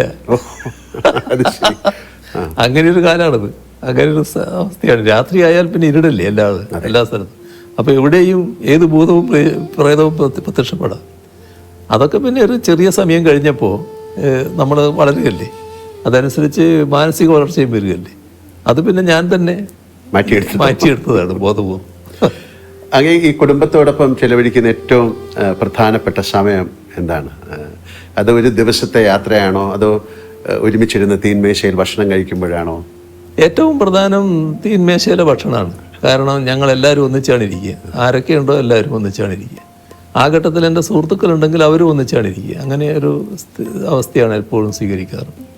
അപ്പോൾ അതാണ് ഏറ്റവും നല്ല സമയം. എപ്പോഴും ഭക്ഷണം എല്ലാവരും കൂടി ഒന്നിച്ച് കഴിക്കുന്നത് തന്നെയാണ് നല്ലത് എന്നാണ് ഉള്ള അഭിപ്രായക്കാരനായി. അപ്പം ഞാനൊരു പാട്ട് പാടാൻ പറഞ്ഞാൽ ഇപ്പം പാടുന്നില്ല, കുറച്ച് കഴിഞ്ഞ് പാടാം അല്ലേ? ഞാൻ ഇടയ്ക്കിടയ്ക്ക് പറയും. സാറിൻ്റെ പിന്നെ മക്കളോ പേരക്കുട്ടിയോ അങ്ങയോട് പറയുന്നൊരു സൂപ്പർ ഹീറോ കഥകളൊക്കെ ഉണ്ടോ? അങ്ങനെ ഒന്ന് പറയാറുണ്ടോ? ചെറിയ കുട്ടിയായിരിക്കുമ്പം പേരക്കുട്ടിക്ക് വലിയ ഹീറോകളെ പറ്റി വലിയ അഭിപ്രായങ്ങളുണ്ടായിരുന്നു. ഒരുപാട് ആളുകളെ പറ്റി പറയുന്നത് അങ്ങോട്ട് വന്ന് സംസാരിക്കും. അതെ. ഈ ഒഴിവുവേളകളില്ല അങ്ങനത്തെ ഒരാളാണെന്ന് എനിക്കറിയാം. എന്നാലും ചോദിക്കുകയാണ്, വീണ് കിട്ടിയ ഒഴിവുവേളകളിൽ എന്ത് ചെയ്യാനാണ് ഇഷ്ടം? അല്ല, ഒഴിവുവേള ഉണ്ടെങ്കിൽ വായന നല്ല ഇഷ്ടമാണ്. പിന്നെ ചില ഘട്ടത്തിൽ പിന്നെ ടി വിയിൽ ഇപ്പോൾ സിനിമയൊക്കെ വരുന്നുണ്ടല്ലോ, ചില ഘട്ടത്തിൽ അത് കാണും. അങ്ങനെയൊക്കെയുള്ള കാര്യങ്ങൾ ഞാൻ ചെയ്യും. കുടുംബത്തോടൊപ്പം യാത്ര ചെയ്യാറുണ്ട്? അങ്ങനത്തെ മറക്കാനാവാത്ത യാത്രകളുണ്ടോ? യാത്ര എനിക്കിഷ്ടമാണ്, യാത്ര ചെയ്യാറുണ്ട്. അതിൽ ഏറ്റവും പ്രധാനപ്പെട്ട യാത്ര, ഒരു മറക്കാനാവാത്ത യാത്ര എന്ന് പറയുന്നത് എൻ്റെ സിംഗപ്പൂർ യാത്രയാണ്. ഞാനും വൈഫും മകളും എല്ലാം കൂടി പിന്നെ ഒരു യാത്ര നേരത്തെ ഉണ്ടായിരുന്നു. അപ്പോൾ അത് ഇത് കഴിഞ്ഞപ്പോഴാണ്, നമ്മുടെ വൈദ്യുതി മന്ത്രി സ്ഥാനം പോയപ്പോഴാണ്. അപ്പോൾ എൻ്റെ കയ്യിൽ ആ സമയത്തുള്ള യാത്ര ചെയ്യുമ്പോൾ നമുക്ക് കിട്ടുന്ന പോയിന്റ്സ് ഉണ്ട്. അതെ. അപ്പോൾ അത് ഉപയോഗിച്ചാണ് ഇവിടത്തേക്ക് പോകുന്നത്. ഭയങ്കര കഥ അതിനെപ്പറ്റി. ഞാൻ യാത്ര പോകേണ്ട താമസം എന്തോ ആരും ഇതേവരെ യാത്ര ചെയ്യാത്ത പോലെ ഭയങ്കരമായ വാർത്തകൾ വന്നു. പക്ഷേ അത് നല്ല ആസ്വദിച്ച യാത്രയായിരുന്നു. ഈ വാർത്ത വന്നു എന്നുള്ളത് കൊണ്ട് വല്ലാതെ വിഷമമൊന്നും എനിക്ക് അന്നുമില്ല, ഇപ്പോഴും ഇല്ല. അതാണ് അതിൻ്റെ രീതി. ആ യാത്ര നല്ല യാത്രയായിരുന്നു. അങ്ങനെ സിനിമകളൊക്കെ കാണുന്ന ആളാണ്, മലയാള സിനിമകളൊക്കെ കാണുന്നതാണ്. അങ്ങനെ മലയാള സിനിമയിൽ ഏറ്റവും പ്രിയപ്പെട്ട ഒരു കഥാപാത്രം ഏതാണെന്ന് ചോദിച്ചു കഴിഞ്ഞാൽ അങ്ങേക്ക് പറയാൻ പറ്റും? അത് അങ്ങയുടെ ജീവിതത്തിൽ എന്തെങ്കിലും ഒരു പ്രതിഫലിക്കുന്ന ഒരു കഥാപാത്രമുണ്ടോ? അല്ല, മലയാള സിനിമയിൽ ധാരാളം കഥാപാത്രങ്ങൾ നമ്മൾ ഓർത്തു വെക്കുന്നവരായിട്ടുണ്ടല്ലോ. ഒരു സാമൂഹ്യ പ്രതിബദ്ധതയുള്ള ഒരു കഥാപാത്രം അങ്ങയുടെ തന്നെയാണെന്ന് എനിക്ക് തോന്നുന്നത്. ഒരു മെഡിക്കൽ വിദ്യാർത്ഥിയായിട്ട് ചേർന്നിട്ട് ആ മെഡിക്കൽ വിദ്യാർത്ഥി റാഗിങ്ങിന് നേതൃത്വം കൊടുത്ത് അമൃതം ഗമയ MT എഴുതിയത് അല്ലേ? ഹരിഹരൻ. അതെ, ഹരിഹരൻ. അപ്പോൾ അതിനകത്ത് പിന്നെ നിങ്ങളാണ് ആ പിന്നെ ഇതായിട്ട് വരുന്നത്. അപ്പോൾ അവിടെ മാതൃകാ ഡോക്ടറായിട്ടാണ് പിന്നെ പ്രവർത്തിക്കാൻ ശ്രമിക്കുന്നത്. നിങ്ങൾക്ക് ഒരുപാട് നഷ്ടങ്ങൾ സംഭവിക്കുന്നുണ്ട്. പക്ഷെ അതൊന്നും പിന്നെ അവരിങ്ങനെ മുഖവിലക്കെടുക്കാതെ നിങ്ങളുടെ ആശയത്തിൽ തന്നെ ഉറച്ചു നിൽക്കുന്നു. ഒരു നല്ല സാമൂഹ്യ പ്രതിബദ്ധതയുള്ളൊരു കഥാപാത്രമായിരുന്നു. ഞാൻ അങ്ങോട്ട് ചോദിക്കാൻ, മോഹൻലാൽ സിനിമകളിൽ അങ്ങേക്ക് ഏത് കഥാപാത്രത്തിനോടാണ് താല്പര്യം? ഇപ്പം അത് അങ്ങ് പറഞ്ഞു കഴിഞ്ഞു. ഇതാണ് നല്ല ഇതായിട്ട് എനിക്ക് തോന്നിയത്. ഇതൊരു ഏതെങ്കിലും ഒരു സിനിമ സീൻ അത് അങ്ങ് യഥാർത്ഥ ജീവിതത്തിൽ പ്രയോഗിക്കാൻ ശ്രമിച്ചിട്ടുണ്ടോ, സാധിച്ചിട്ടുണ്ടോ? അല്ല, അങ്ങനെ ഞാൻ ചോദിക്കാറില്ല. ഇല്ല. പക്ഷേ ചില രംഗങ്ങൾ കാണുമ്പോൾ നമ്മുടെ ജീവിതവുമായിട്ട് ബന്ധപ്പെട്ട് ചില കാര്യങ്ങൾ താരതമ്യപ്പെടുത്താറുണ്ട്, ഓർക്കാറുണ്ട്. ഇതൊരു ഒരു സിനിമയിൽ അഭിനയിക്കാൻ അങ്ങേക്ക് ഒരു ക്ഷണം വന്നാൽ എന്ത് തരത്തിലുള്ള റോളുകൾ ചെയ്യാനായിരിക്കും ഇഷ്ടം? അല്ല, അതിന്റെ കാലം കഴിഞ്ഞല്ലേ. അല്ലല്ല, അങ്ങനെയൊന്നുമല്ല. ആ, ഇനിയിപ്പോ അതിന്റെ കാലം കഴിഞ്ഞല്ലോ. അത് ഇതിനു മുമ്പായി കുറച്ചുകൂടെ മുമ്പായിരുന്നെങ്കിൽ ചിലപ്പോൾ ഇപ്പൊ ആകെ പറ്റുന്ന റോളൊന്നല്ലേ ഉള്ളൂ. പ്രായമുള്ള ഒരാളുടെ റോൾ അതല്ലേ പറ്റും. അതായത് ഇപ്പൊ ഞാൻ എന്നോട് അല്ലെങ്കിൽ മമ്മൂട്ടിക്ക, കമലഹാസനോടൊക്കെ അങ്ങേക്ക് ഒരു നല്ല സൗഹൃദമാണ്. ഞാൻ കഴിഞ്ഞ ദിവസം എൻ്റെ ഒരു സുഹൃത്ത് രഹസ്യമായിട്ട് പറഞ്ഞു, മുഖ്യമന്ത്രിക്ക് വളരെ ഇഷ്ടപ്പെട്ട സിനിമ രജനീകാന്തിൻ്റെയാണ്. അങ്ങേക്ക് കൂടുതൽ രജനീകാന്തിന് വലിയ ഇഷ്ടമുള്ള ഒരാളാണ്. അതൊരു ഘട്ടത്തിൽ അതായിരുന്നു എന്നുള്ളത് ശരിയാണ്. കാരണം നമ്മുടെ ടി വികളിൽ സിനിമകൾ ഇങ്ങനെ വരുന്ന കാലത്ത് KTV, അതെ അതെ, അപ്പൊ ആ കാലത്ത് അതിൽ ധാരാളം രജനി പടങ്ങൾ വരാറുണ്ട്. അതും ആക്ഷൻ സിനിമകൾ. ആക്ഷൻ പടങ്ങൾ പൊതുവിൽ ഞാൻ ആക്ഷൻ പടങ്ങൾ ഇഷ്ടപ്പെടുന്ന ഒരാളാണ്. അങ്ങയുടെ ആക്ഷൻ പടങ്ങൾ ഞാൻ ധാരാളം കണ്ടിട്ടുണ്ട്. എല്ലാവരുടെയും നിങ്ങളുമായിട്ടെല്ലാമുള്ള സൗഹൃദം കാത്തു സൂക്ഷിക്കുമ്പോൾ തന്നെ ഈ പടങ്ങളോടൊരു പ്രത്യേകത എനിക്ക് തോന്നിയിരുന്നു, പുള്ളിയുടെ ഒരു രീതികളോട്. അതെ, അതാണ് കൂടുതലും എനിക്ക് തോന്നുന്നത് അങ്ങേക്ക് അതൊരു ആക്ഷൻ സീനിനോടുള്ള താല്പര്യമാണ്. ഞാൻ നേരത്തെ പറയുകയായി, ഷണ്ട് സിനിമകളെ ഇഷ്ടപ്പെടുന്ന ഒരു വ്യക്തിത്വമാണ് സർ. ഈ സിനിമയിൽ ചിലപ്പോഴൊക്കെ പോലീസ് മർദ്ദനത്തിന് വിധേയനാകുന്ന കഥാപാത്രങ്ങളെ ഞാൻ അവതരിപ്പിച്ചിട്ടുണ്ട്. പക്ഷെ അതൊക്കെ ക്യാമറയ്ക്ക് മുന്നിലുള്ള അനുഭവമാണ്. പക്ഷെ ജീവിതത്തിൽ അത് ഒരുപാട് നേരിട്ട ഒരാളെന്ന നിലയ്ക്ക് അടിയന്തരാവസ്ഥക്കാലത്ത് നേരിടേണ്ടി വന്ന ക്രൂരമായ പോലീസ് മർദ്ദനം, ലോക്കപ്പിലെ ആ ഭീകരമായ രാത്രികൾ, പിന്നീട് ജയിൽവാസം, ഇതെല്ലാം ശേഷം ആ ചോര പുരണ്ട ഷർട്ട് ഉയർത്തിപ്പിടിച്ച് നിയമസഭയിൽ അങ്ങ് നടത്തിയ പ്രസംഗം ചരിത്ര പ്രസിദ്ധമാണ്. ആ ഷർട്ട് അന്ന് അങ്ങ് ഇന്നും സൂക്ഷിക്കുന്നുണ്ടോ? ഇപ്പം എൻ്റെ കയ്യിലില്ല. ഇപ്പം എൻ്റെ കയ്യിലില്ല. പക്ഷെ അതുവരെ ഞാൻ സൂക്ഷിച്ചിരുന്നു. അതൊക്കെ ഒരു പ്രത്യേക അനുഭവത്തിലുള്ളതാണല്ലോ. നമ്മളെ ലോക്കപ്പിൽ ഞാനന്ന് ചെറുപ്പമാണ്, അതുകൊണ്ട് അതിനെ അതിജീവിക്കാൻ കഴിഞ്ഞു എന്ന് പറയാം. പക്ഷേ നമ്മുടെ അടിച്ച് തോല് പൊളിക്കുക എന്ന് പറയുന്നില്ലേ, എൻ്റെ ഈ ശരീരത്തിൻ്റെ തൊലി പൊളിഞ്ഞു പോയിരുന്നു. ഈ അടി കൊണ്ടിട്ട് നീര് കെട്ടിയിട്ട് അതിൻ്റെ ആ തൊലി പോയിട്ട് വേറെ തൊലി വന്നിരുന്നു. അങ്ങനത്തെ ഒരു അവസ്ഥയുണ്ടായിരുന്നു. അത് അത്തരത്തിലുള്ളതായിരുന്നു തല്ല്. പിന്നെ ഈ ഒരു മിന്നലിങ്ങനെ വരും. ഈ അടി ഈ ഭാഗത്തൊക്കെ കൊണ്ടാൽ കണ്ണിൽ ഒരു മിന്നുന്ന പോലെ തോന്നും. അങ്ങനെയൊക്കെയുള്ള തല്ലായിരുന്നു അത് വളരെ വളരെ കടുത്ത മർദ്ദനായിരുന്നു. അല്ല, ആഭ്യന്തര വകുപ്പിൻ്റെ ചുമതലയുള്ള മുഖ്യമന്ത്രിയായി ഭരണം നടത്തുമ്പോൾ അന്ന് പോലീസ് മർദ്ദനമേറ്റ് കിടന്ന 28-29 വയസ്സുകാരൻ ഓർമ്മയിൽ വരാറുണ്ടോ? കാര്യം ശരീരത്തിലെ മുറിവിനേക്കാൾ വലിയ പോറലുകൾ അന്ന് മനസ്സിലേറ്റിട്ടുണ്ടെന്ന് നിങ്ങൾക്കറിയാം. ആ മാനസികാവസ്ഥ ഇന്ന് തിരിഞ്ഞു നോക്കുമ്പോൾ എങ്ങനെയാണ് അങ്ങ് വിലയിരുത്തുന്നത്? അല്ല, അത്തരം ഒരവസ്ഥ ഉണ്ടാകാതിരിക്കുക എന്നുള്ളതാണ് പൊതുവിൽ ഞാൻ ആഗ്രഹിക്കുന്നത്. അതുകൊണ്ട് തന്നെ ലോക്കപ്പിലുള്ള മർദ്ദനത്തോട് ഒരു ദയയും കാണിക്കാറില്ല. അത്തരം ഉദ്യോഗസ്ഥരോട് കടുത്ത സമീപനം സ്വീകരിക്കുന്ന നിലയാണ് സ്വീകരിച്ചു പോകാറ്. ഏതെങ്കിലും തരത്തിൽ ഒരു ലോക്കപ്പ് മർദ്ദനത്തിൻ്റെ ഭാഗമായിട്ട് ഒരാൾ മരണപ്പെട്ടു എന്നൊരു കേസ് വന്നാൽ നമ്മളത് ഇവിടെ പോലീസ് അന്വേഷിക്കാൻ പാടില്ല എന്നുള്ള നില തന്നെ എടുത്തിരിക്കുകയാണ്. അത് ഉടനെ CBIക്ക് കൊണ്ടുവന്നതാണ്. കാരണം ഇവിടുത്തെ ഏജൻസി തന്നെ അന്വേഷിക്കാൻ പാടില്ല എന്ന നിലപാടാണ് എടുത്തിട്ടുള്ളത്. അത് ആ നില തന്നെ സ്വീകരിച്ചു പോവുകയാണ്. അതെല്ലാം ഇതിൻ്റെ ഭാഗം തന്നെയാണ്. അത് നിസ്സഹായരായ മനുഷ്യനെ ക്രൂരമായി മർദ്ദിക്കുന്നതിനോട് ഒരു തരത്തിലും യോജിക്കാനാവില്ല.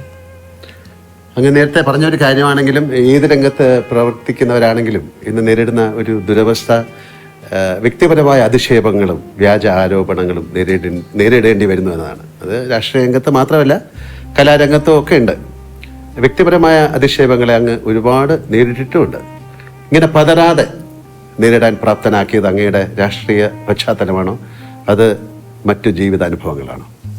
അത് നമ്മുടെ മനസ്സെപ്പോഴും ക്ലീൻ ആയിരിക്കണം. നമ്മുടെ മനസ്സിലൊരു കുറ്റബോധം ഉണ്ടാകരുത്. നിങ്ങളൊരു ആരോപണം ഉയർന്നു വരുമ്പോൾ ആ ആരോപണത്തിൻ്റെ ഭാഗമായുള്ള എന്തെങ്കിലും ഒരു അംശത്തിൻ്റെ പങ്കാളിത്തം നമുക്കുണ്ടെങ്കിൽ നമുക്കൊരു കുറ്റബോധം വരും. ഒന്നുമില്ലാത്തൊരു കാര്യം പറഞ്ഞു കേൾക്കുമ്പോൾ അതിനൊരു ചിരിയോടെ നേരിടാൻ നമുക്ക് സാധിക്കും. ഇപ്പോൾ എന്തെല്ലാം ആരോപണങ്ങൾ വന്നിരിക്കുന്നു. ഒരു ഘട്ടത്തിൽ കേരളത്തിലെ ഒരുപാട് സ്ഥലങ്ങൾ എൻ്റെ പേരിലുള്ളതാണെന്ന് വന്നിരുന്നു. ഒരു വീട് തന്നെ കാണിച്ചുകൊണ്ട് അത് എൻ്റെ വീടാണ് എന്ന് മറ്റൊരാളുടെ വീട് എൻ്റെ വീടാണെന്ന് കാണിച്ചുകൊണ്ട് വാർത്തകൾ വന്നു. ആ വീട്ടുടമ തന്നെയാണ് എന്നെ അറിയിക്കുന്നത്, ഇതെൻ്റെ വീടാണ്, നിങ്ങളുടെ വീടല്ല, ഇങ്ങനെയാണ് വാർത്ത വന്നിട്ടുള്ളത്. പിന്നെ സിംഗപ്പൂർ കമല ഇൻ്റർനാഷണൽ, അതെ, അങ്ങനെ ഒരു കമ്പനിയുണ്ട്, ഒരു ഇങ്ങനെയുള്ള ഒരുപാട് വാർത്തകൾ. അപ്പോൾ അതൊന്നും നമ്മളെ ബാധിക്കുന്നില്ല, ഒരു തരത്തിലും ബാധിക്കേണ്ട കാര്യമില്ല. അതിന് എന്നെ പ്രേരിപ്പിക്കുന്ന കാര്യം എന്താണെന്ന് പറഞ്ഞാൽ, അല്ലെങ്കിൽ എന്നെ അങ്ങനെ ഒരു രൂപത്തിലേക്ക് എത്തിക്കുന്നത്, തെറ്റുകൾ നമ്മൾ ചെയ്യരുത്. എൻ്റെ പൂർണ്ണമായ വിശ്വാസം ഇതേവരെയുള്ള എൻ്റെ ജീവിതത്തിൽ എന്തെങ്കിലും തരത്തിലുള്ള ഒരു തെറ്റ് ഞാൻ ചെയ്തു എന്ന് എനിക്ക് ബോധ്യമില്ല. അതുകൊണ്ട് തന്നെ എനിക്ക് നല്ല രീതിയിൽ മുന്നോട്ട് പോകാൻ പറ്റും. പക്ഷേ നമ്മുടെ സമൂഹത്തിൽ വലിയ തെറ്റായ ധാരണകൾ നിലനിൽക്കുന്നുണ്ട് നമ്മൾ കാണണം.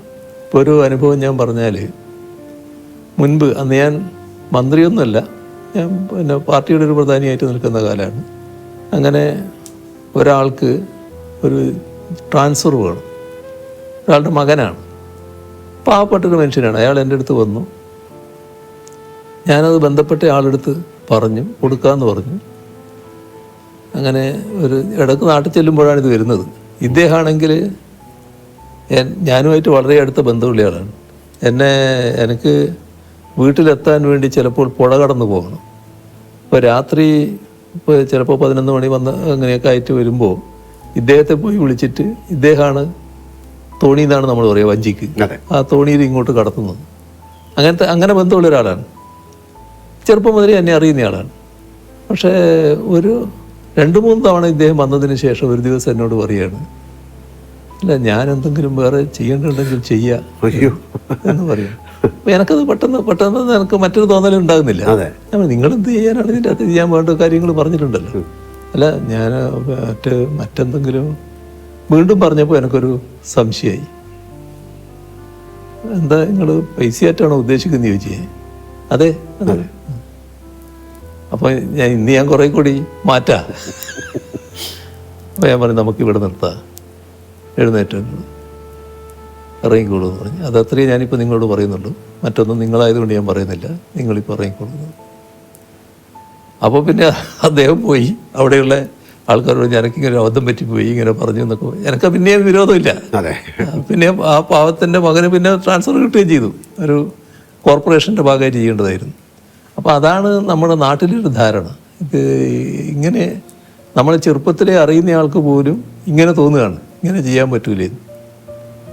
അത് നാടിൻ്റെ ഒരു രീതിയായിട്ട് വന്നിട്ടുണ്ട്. പക്ഷെ അതിൽ നിന്ന് വ്യത്യസ്തമായിട്ട് തന്നെ നിൽക്കാൻ അന്നും കഴിഞ്ഞിട്ടുണ്ട്, ഇന്നും കഴിയുന്നുണ്ട്, നാളെയും അതിന് മാറ്റം വരില്ല എന്ന് തന്നെയാണ് എൻ്റെ ഒരു പൂർണ്ണ ബോധ്യം. അങ്ങനെ ജീവിതത്തിൽ ഏറ്റവും എപ്പോഴെങ്കിലും ഒരു കരഞ്ഞു പോയ സന്ദർഭമുണ്ടോ? അമ്മയുടെ മരണം അതല്ലാതെ? അത് നമ്മളെ വല്ലാതെ വേദനിപ്പിച്ച സംഭവങ്ങൾ ധാരാളമുണ്ട്. അത് വേദനിപ്പിച്ച ധാരാളം സംഭവങ്ങളുണ്ട്. ഇപ്പോൾ ഏറ്റവും അധികം വിഷമം തോന്നുന്നത് നമ്മുടെ ഒന്നിച്ചുള്ളവരും നമ്മളെ വിട്ടുപിരിയുമ്പോൾ, നമുക്ക് ശേഷം വിട്ടുപിരിയേണ്ടവരാണെന്ന് കരുതുന്നവർ വിട്ടുപിരിയുമ്പോൾ ഒക്കെ ഉണ്ടാകുന്ന പ്രയാസങ്ങളുണ്ടല്ലോ. അതിപ്പോൾ പരസ്യമായിട്ട് തന്നെ പ്രകടമായതാണ്. കോടിയേരി ബാലകൃഷ്ണൻ്റെ ആ അനുശോചന യോഗത്തിൽ സംസാരിക്കാൻ, ആ സംസാരം പൂർത്തിയാക്കാൻ എനിക്ക് കഴിഞ്ഞില്ല. അത് സ്വാഭാവികമായിട്ട് വരുന്ന ഒന്നാണ്. അങ്ങനെയുള്ള ചില ഘട്ടങ്ങൾ ഉണ്ടായിട്ടുണ്ടോ? അങ്ങേക്ക് ജീവിതത്തിൽ എന്തിനെങ്കിലും ഭയമുണ്ടോ? ഭയം എന്നത് ആ തരത്തിലില്ല. പക്ഷേ പൊതുവിൽ ഞാൻ പാർട്ടിക്ക് കീഴ്പ്പെട്ടു പോകുന്ന ഒരാളാണ്. പാർട്ടി ആഗ്രഹിക്കുന്ന പൊതുവായ നിലപാടുകളുണ്ട്. ആ നിലപാടുകളിൽ അണുകിട വ്യത്യാസം വരരുതെന്ന് ചിന്തിക്കുന്ന ഒരാളാണ് ഞാൻ. അതിനെ ഭയന്ന് ഞാൻ ജീവിക്കുകയാണ്. അങ്ങനെയൊരു ഭയമുണ്ട് എന്ന് വേണമെങ്കിൽ പറയാം. മറ്റ് തരത്തിലുള്ള ഭയം എന്നെ അധികം ബാധിക്കാറില്ല. ജീവിതത്തിലെ എന്തിൻ്റെയെങ്കിലും പേരിൽ അങ്ങ് പശ്ചാത്തപിച്ചിട്ടുണ്ടോ? പശ്ചാത്തപിക്കേണ്ടി വന്നിട്ടുള്ളൊരു ഘട്ടം പറഞ്ഞാൽ, എൻ്റെ ഒരു കോളേജ് പഠനകാലത്ത് ഒരു സുഹൃത്തുണ്ടായിരുന്നു, നല്ല അടുത്ത സുഹൃത്താണ്. അപ്പോൾ ആ വിദ്വാൻ നല്ല വലിയ കാശുള്ള ആളാണ്, സായിപ്പിൻ്റെ മകനായിട്ടുള്ള ആളാണ്. അപ്പോൾ അതിൻ്റെ ഭാഗമായിട്ട് തന്നെ കാശ് ധാരാളമുണ്ട്. അന്ന് ഈ ട്രൗസറിൻ്റെ പോക്കറ്റിൽ നിന്ന് 100 നോട്ടുകൾ എടുക്കുന്ന ഒരു വിദ്വാനാണ്. അങ്ങനെ കാശുണ്ടാകുന്ന ഒരു വിദ്വാൻ. പക്ഷെ എന്നെ വലിയ കാര്യമായിരുന്നു. ഞാൻ വളരെ അടുത്ത ബന്ധത്തിലായിരുന്നു. മദ്യപാനത്തിലേക്ക് നീങ്ങി പുള്ളി. അപ്പം ഞാനന്ന് ഒരു വിദ്യാർത്ഥി പ്രവർത്തകനൊക്കെ ആയിട്ട് മാറിയിട്ടുള്ള കാലമാണ്. അപ്പം ഞാൻ പറഞ്ഞു അത് ശരിയല്ലേ, ഇത് മദ്യം ഉപയോഗിക്കാൻ പാടില്ല എന്ന് പറഞ്ഞു. പക്ഷെ അത് വല്ലാതെ പരിധി വിട്ട് പ്രയോഗിക്കുന്നവരെ വന്നു. അപ്പോൾ പിന്നെ ഞാൻ ആ ബന്ധം അങ്ങ് വിച്ഛേദിച്ചു. പിന്നെ എനിക്ക് പലപ്പോഴും തോന്നിയിട്ടുണ്ട് ആ ബന്ധം വിച്ഛേദിച്ചത് അയാളെ കൂടുതൽ നാശത്തിലേക്ക് എത്തിച്ചു. അയാൾ വല്ലാതെ തകർന്നുപോയി. തകർന്നൊരു പൂർണ്ണമായ മദ്യപാനിയായി റോഡ് വക്കിലൊക്കെ ഇരിക്കുന്ന സൈസായിട്ട് മാറിയിരുന്നു. അപ്പോൾ അത് പിന്നെ എന്നെ ഒരു കുറ്റബോധത്തിലേക്ക് നയിച്ചിരുന്നു. അത് അന്ന് ഞാൻ അങ്ങനെ വിട്ടിരുന്നില്ലെങ്കിൽ ഞാനുമായിട്ടുള്ള അടുപ്പം തുറന്നിരുന്നുവെങ്കിൽ അയാൾ മദ്യപിക്കുമായിരുന്നു. പക്ഷേ ഇതുപോലൊരു മദ്യപാനിയായിട്ട് മാറില്ലായിരുന്നു എന്നാണ് എൻ്റെ ഒരു തോന്നൽ. അതാണ് എനിക്കൊരു കുറ്റബോധം തോന്നിയ ഒരു കാര്യം. മറ്റൊന്ന് കാര്യങ്ങൾ അങ്ങനെ തോന്നിയിട്ടില്ല. അപ്പം അങ്ങയുടെ ദൗർബല്യം എന്താണ് എന്ന് ഞാൻ ചോദിച്ചാൽ എന്തായിരിക്കും ഒരു ഉത്തരം? അത് എന്താണെന്ന് ഇപ്പോൾ ദൗർബല്യം മനസ്സിലാക്കുന്ന ചില ആൾക്കാർ കണക്കാക്കിയത് എൻ്റെ ദൗർബല്യം എൻ്റെ മക്കളാണെന്നാണ്. അങ്ങനെ ഒരു ദിവസം രാവിലെ എൻ്റെ ഒരു കോളേജ് കാലത്തുള്ള ഒരാൾ രാഷ്ട്രീയമായിട്ട് വിരുദ്ധചേരിയിലാണ്. രാവിലെ എൻ്റെ വീട്ടിൽ വരികയാണ്. എതിർചേരിയിലാണ്, ഭയങ്കര എതിരാടിയാണ്. രാവിലെ വീട്ടിൽ വരികയാണ്. എന്താ പേര് ഞാൻ പറയുന്നില്ല, എന്താന്ന് ചോദിച്ചപ്പോൾ ഇരിക്കുമെന്ന് പറഞ്ഞു. അല്ല ഞാനൊരു കാര്യം പറയാൻ വന്നതാണ്. പറഞ്ഞ് നിങ്ങളെ നല്ല വിജയൻ്റെ എന്നാണ്. വിജയൻ്റെ മക്കളെ നേരെ ഒരു നോട്ട് കൊടുത്തിട്ടുണ്ട്. ആളെ പേര് പറയുന്നുണ്ട്. അത് തട്ടിക്കൊണ്ടു പോകാനാണ്. ഇയാളുടെ പ്രധാന സുഹൃത്താണ് ഈ ചെയ്യുന്നത്. ഈ പ്രധാന സുഹൃത്താണ് ഇത് പ്ലാൻ ഇട്ടിട്ടത്. അപ്പോൾ ആ സുഹൃത്തിനോട് ഇയാൾ പറഞ്ഞു, പിന്നെ അതൊന്നും ചെയ്യാൻ പാടില്ല, അതൊക്കെ പിന്നെ നാട് കത്തും, അന്ന് അങ്ങനെ ഒരു വഴിക്ക് പോകരുത് എന്നൊക്കെ പറഞ്ഞു. പക്ഷേ അവനായതുകൊണ്ട് എനിക്ക് ഉറപ്പില്ല, ചിലപ്പോൾ നടന്നേക്കാം. അപ്പോൾ ഞാൻ ചിരിച്ചു. അല്ല, നിങ്ങൾ ചിരിക്കുക ചെയ്യാന്ന് എനിക്കറിയാം, എന്നാലും ഇത് ശ്രദ്ധിക്കേണ്ട ഒരു കാര്യമാണ്. എന്ത് ശ്രദ്ധിക്കാനാണ്? ഞാൻ എന്ത് ശ്രദ്ധിക്കും? ഭാര്യയോട് പറയാൻ പറ്റുമോ? പറഞ്ഞാൽ പിന്നെ പിന്നെയുള്ള അവസ്ഥ എന്താണ്? ഈ കുട്ടികളോട് പറയാൻ പറ്റൂ? അത് പിന്നെ വരുന്നിടത്ത് കാണാൻ നോക്കൽ മാത്രമേ പറ്റൂ. അപ്പോൾ ദൗർബല്യം എന്നുള്ളത് മറ്റുള്ളവരാണല്ലോ വിലയിരുത്തുന്നത്. അങ്ങനെ കണ്ടത് കുട്ടികളാണ് ദൗർബല്യം എന്നുള്ള മട്ടിലാണ്. സംഭവ ബഹുലമായ ജീവിതമാണ് അങ്ങ് കടന്നു പോകുന്നത്. എപ്പോഴെങ്കിലും തളർന്നു പോയ നിമിഷങ്ങളുണ്ടായിട്ടുണ്ടോ? ഒരു ഘട്ടത്തിലും അങ്ങനെ തളർന്നു പോയിട്ടില്ല. കാരണം തളർത്താൻ വേണ്ടിയുള്ള ഒരുപാട് ശ്രമങ്ങൾ ഉണ്ടായിട്ടുണ്ടെങ്കിലും ആ ഘട്ടത്തിലൊക്കെ എൻ്റെ വിശ്വാസം പാർട്ടിയിലാണല്ലോ. പാർട്ടിയോടാണല്ലോ എൻ്റെ ഏറ്റവും വലിയ കൂറ്. അപ്പോൾ പാർട്ടിയുടെ ഭാഗമായിട്ടാണ് ഞാൻ നിൽക്കുന്നത് എന്നുള്ളത് ഒരു കരുത്തോടെ നിൽക്കാൻ എന്നെ പ്രേരിപ്പിച്ചിട്ടുണ്ട്. ഈ ഉയരങ്ങളിലേക്ക് എത്തുന്നതിനൊപ്പം ഏകാന്തതയും നമ്മെ വലയം ചെയ്യും എന്ന് ഞാൻ കേട്ടിട്ടുണ്ട്. അങ്ങനെയൊക്കെ ഏകാന്തത അനുഭവപ്പെടാറുണ്ടോ? അങ്ങനെയില്ല, ഏകാന്തത എന്ന തരത്തിലേക്കില്ല. പക്ഷേ ഒരു പ്രശ്നം എന്താണെന്ന് പറഞ്ഞാൽ, പഴയ കാലത്ത് പോലെ ആളുകളുമായിട്ട് കൂടുതൽ ബന്ധപ്പെടാനും കൂടിയിരിക്കാനും സമയം ചെലവഴിക്കാനും ഒന്നും സമയം കിട്ടുന്നില്ല എന്നുള്ളൊരു തോന്നലുണ്ടാകാറുണ്ട്. പക്ഷേ നമ്മൾ ജീവിതത്തിൻ്റെ ഓരോ ഘട്ടമല്ലേ, ഓരോ ഘട്ടത്തിൽ നമ്മൾ നിർവഹിക്കേണ്ട ഉത്തരവാദിത്വം, ആ ഉത്തരവാദിത്വം നിർവഹിക്കലാണ് പ്രധാനം. ഞാൻ നേരത്തെ പറഞ്ഞ നിയോഗമില്ലേ, ഇന്നത് ചെയ്യുക എന്നൊരു നിയോഗത്തിലേക്ക് വന്നാൽ അത് ചെയ്യണമല്ലോ. അപ്പോൾ അതിനു വേണ്ടി പൂർണ്ണമായിട്ട് അർപ്പണബോധത്തോടെ ചെയ്യുക. നമുക്ക് അതിൻ്റെ ഭാഗമായിട്ട് സമയം കിട്ടുമെങ്കിൽ മാത്രം ആ സമയം ഉപയോഗിക്കുക. ആ നിലയാണ് ഞാൻ സ്വീകരിച്ചു പോകുന്നത്. ഒരു വല്ലാത്ത ഏകാന്തത അങ്ങനെ അനുഭവപ്പെടാറില്ല. പിന്നെ ഏകാന്തമായി പോയി, ഒറ്റക്കായിപ്പോയി എന്നൊരു തോന്നലും എനിക്കൊരു ഘട്ടത്തിൽ ഉണ്ടാകാറില്ല. ഒറ്റയ്ക്ക് ഇരിക്കേണ്ടി വന്നാൽ അതിലൊരു വിഷമവും ഉണ്ടാകാറില്ല. അതാണ് ഏറ്റവും വലിയ പ്രധാനമായ കാര്യം എന്നാണ് എനിക്ക് തോന്നുന്നത്. ഒരു തരത്തിലുള്ള വിഷമവും ഉണ്ടാകാറില്ല. നമ്മുടെ പാട്ടിന്റെ കാര്യം ഓർമ്മയിലുണ്ടല്ലോ. ഞാനൊരു കാര്യം ചോദിക്കാം. അങ്ങയുടെ തിരക്കുകൾ ഞങ്ങൾക്കറിയാം.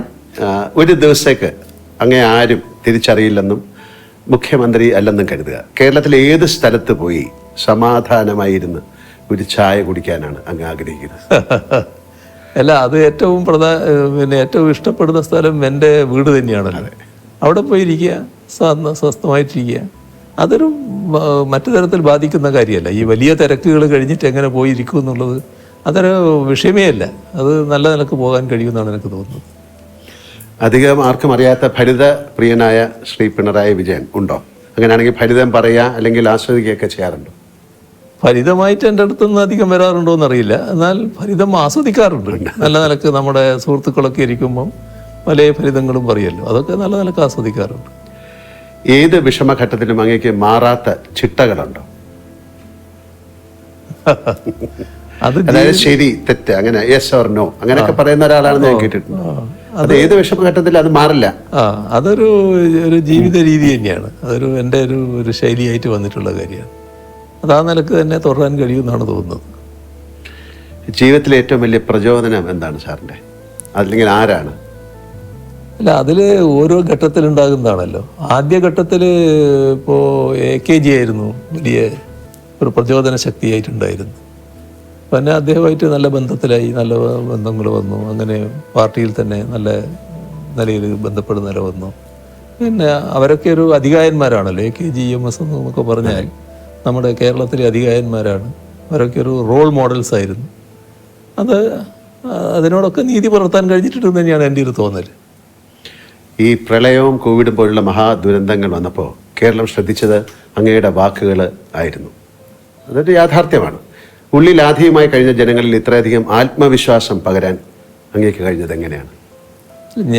ഇത് എന്താ പ്രത്യേകത എന്ന് പറഞ്ഞാൽ അതിനൊന്നും എനിക്ക് ഉത്തരം പറയാൻ കഴിയുന്ന കാര്യമല്ല.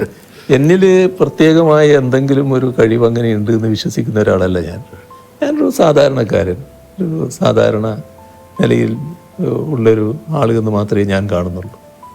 അതിൻ്റെ ഭാഗമായി ഇപ്പോൾ മറ്റു തരത്തിലെടുത്താൽ പല സമുന്നത വ്യക്തികൾക്കുള്ള തരത്തിലുള്ള വലിയ ഉയർന്ന വിദ്യാഭ്യാസം അല്ലെങ്കിൽ അതിൻ്റെ ഭാഗമായിട്ടുള്ള വലിയ ഭൗതിക ശേഷി അതൊന്നും ഉള്ള ഒരാളല്ല ഞാനൊരു സാധാരണക്കാരനെന്ന മട്ടിൽ ഞാൻ കാണുന്നുള്ളൂ. പക്ഷേ ഞാൻ എപ്പോഴും പ്രായോഗികമായ കാര്യങ്ങൾക്കാണ് പ്രാധാന്യം കൊടുത്തിരുന്നത്. അതിൻ്റെ ഭാഗമായി ജനങ്ങളുടെ വിഷമം അതിനോടൊപ്പം നിൽക്കുക എന്നുള്ളത് എല്ലാ കാലത്തും സ്വീകരിച്ചു വന്നിട്ടുള്ള സാധാരണക്കാരനായി നിൽക്കുക എന്ന് പറയുന്നത് വളരെ എളുപ്പമുള്ള കാര്യമല്ല. അത് അങ്ങേക്ക് സാധിച്ചു. അപ്പോൾ അതിൻ്റെ ഭാഗമായിട്ട് ജനങ്ങളുടെ കൂടെ നിൽക്കുക, ജനങ്ങളോട് പറയുക. അപ്പോൾ അത് ജനങ്ങൾ നല്ല നിലക്ക് അത് എടുത്തല്ലോ. എത്ര നല്ല മനസ്സോടെയാണ് സ്വീകരിച്ചത്. ഇപ്പം സാധാരണ നിലക്ക് ആ ഘട്ടത്തിൽ നമ്മൾ മനുഷ്യരുടെ കാര്യം പറയും. ആ ഘട്ടത്തിൽ ഞാനൊരു ദിവസം പറഞ്ഞു, നമ്മൾ പറയേണ്ട കാര്യങ്ങളെല്ലാം ജനങ്ങളോട് പറയായിരുന്നല്ലോ. നമ്മൾ കുടുംബത്തിൽ പറയുന്നത് പോലെ ജനങ്ങളോട് പറയുന്ന നിലയായിരുന്നു ഞാൻ സ്വീകരിച്ചിരുന്നത്. അപ്പോൾ പറഞ്ഞു ഒരു ദിവസം, പിന്നെ ഇതിൻ്റെ ഭാഗമായിട്ട് ഭക്ഷണം കിട്ടാത്ത പട്ടികൾ, മറ്റ് മൃഗങ്ങൾ, കുരങ്ങന്മാർ അങ്ങനെയുള്ളവരൊക്കെ ഉണ്ടാവും. അവർക്കൊക്കെ നമ്മൾ ഭക്ഷണം കൊടുക്കണം ഈ സമയത്ത്. അത് വലിയ തോതിൽ സ്വീകരിച്ചല്ലോ ആളുകൾ.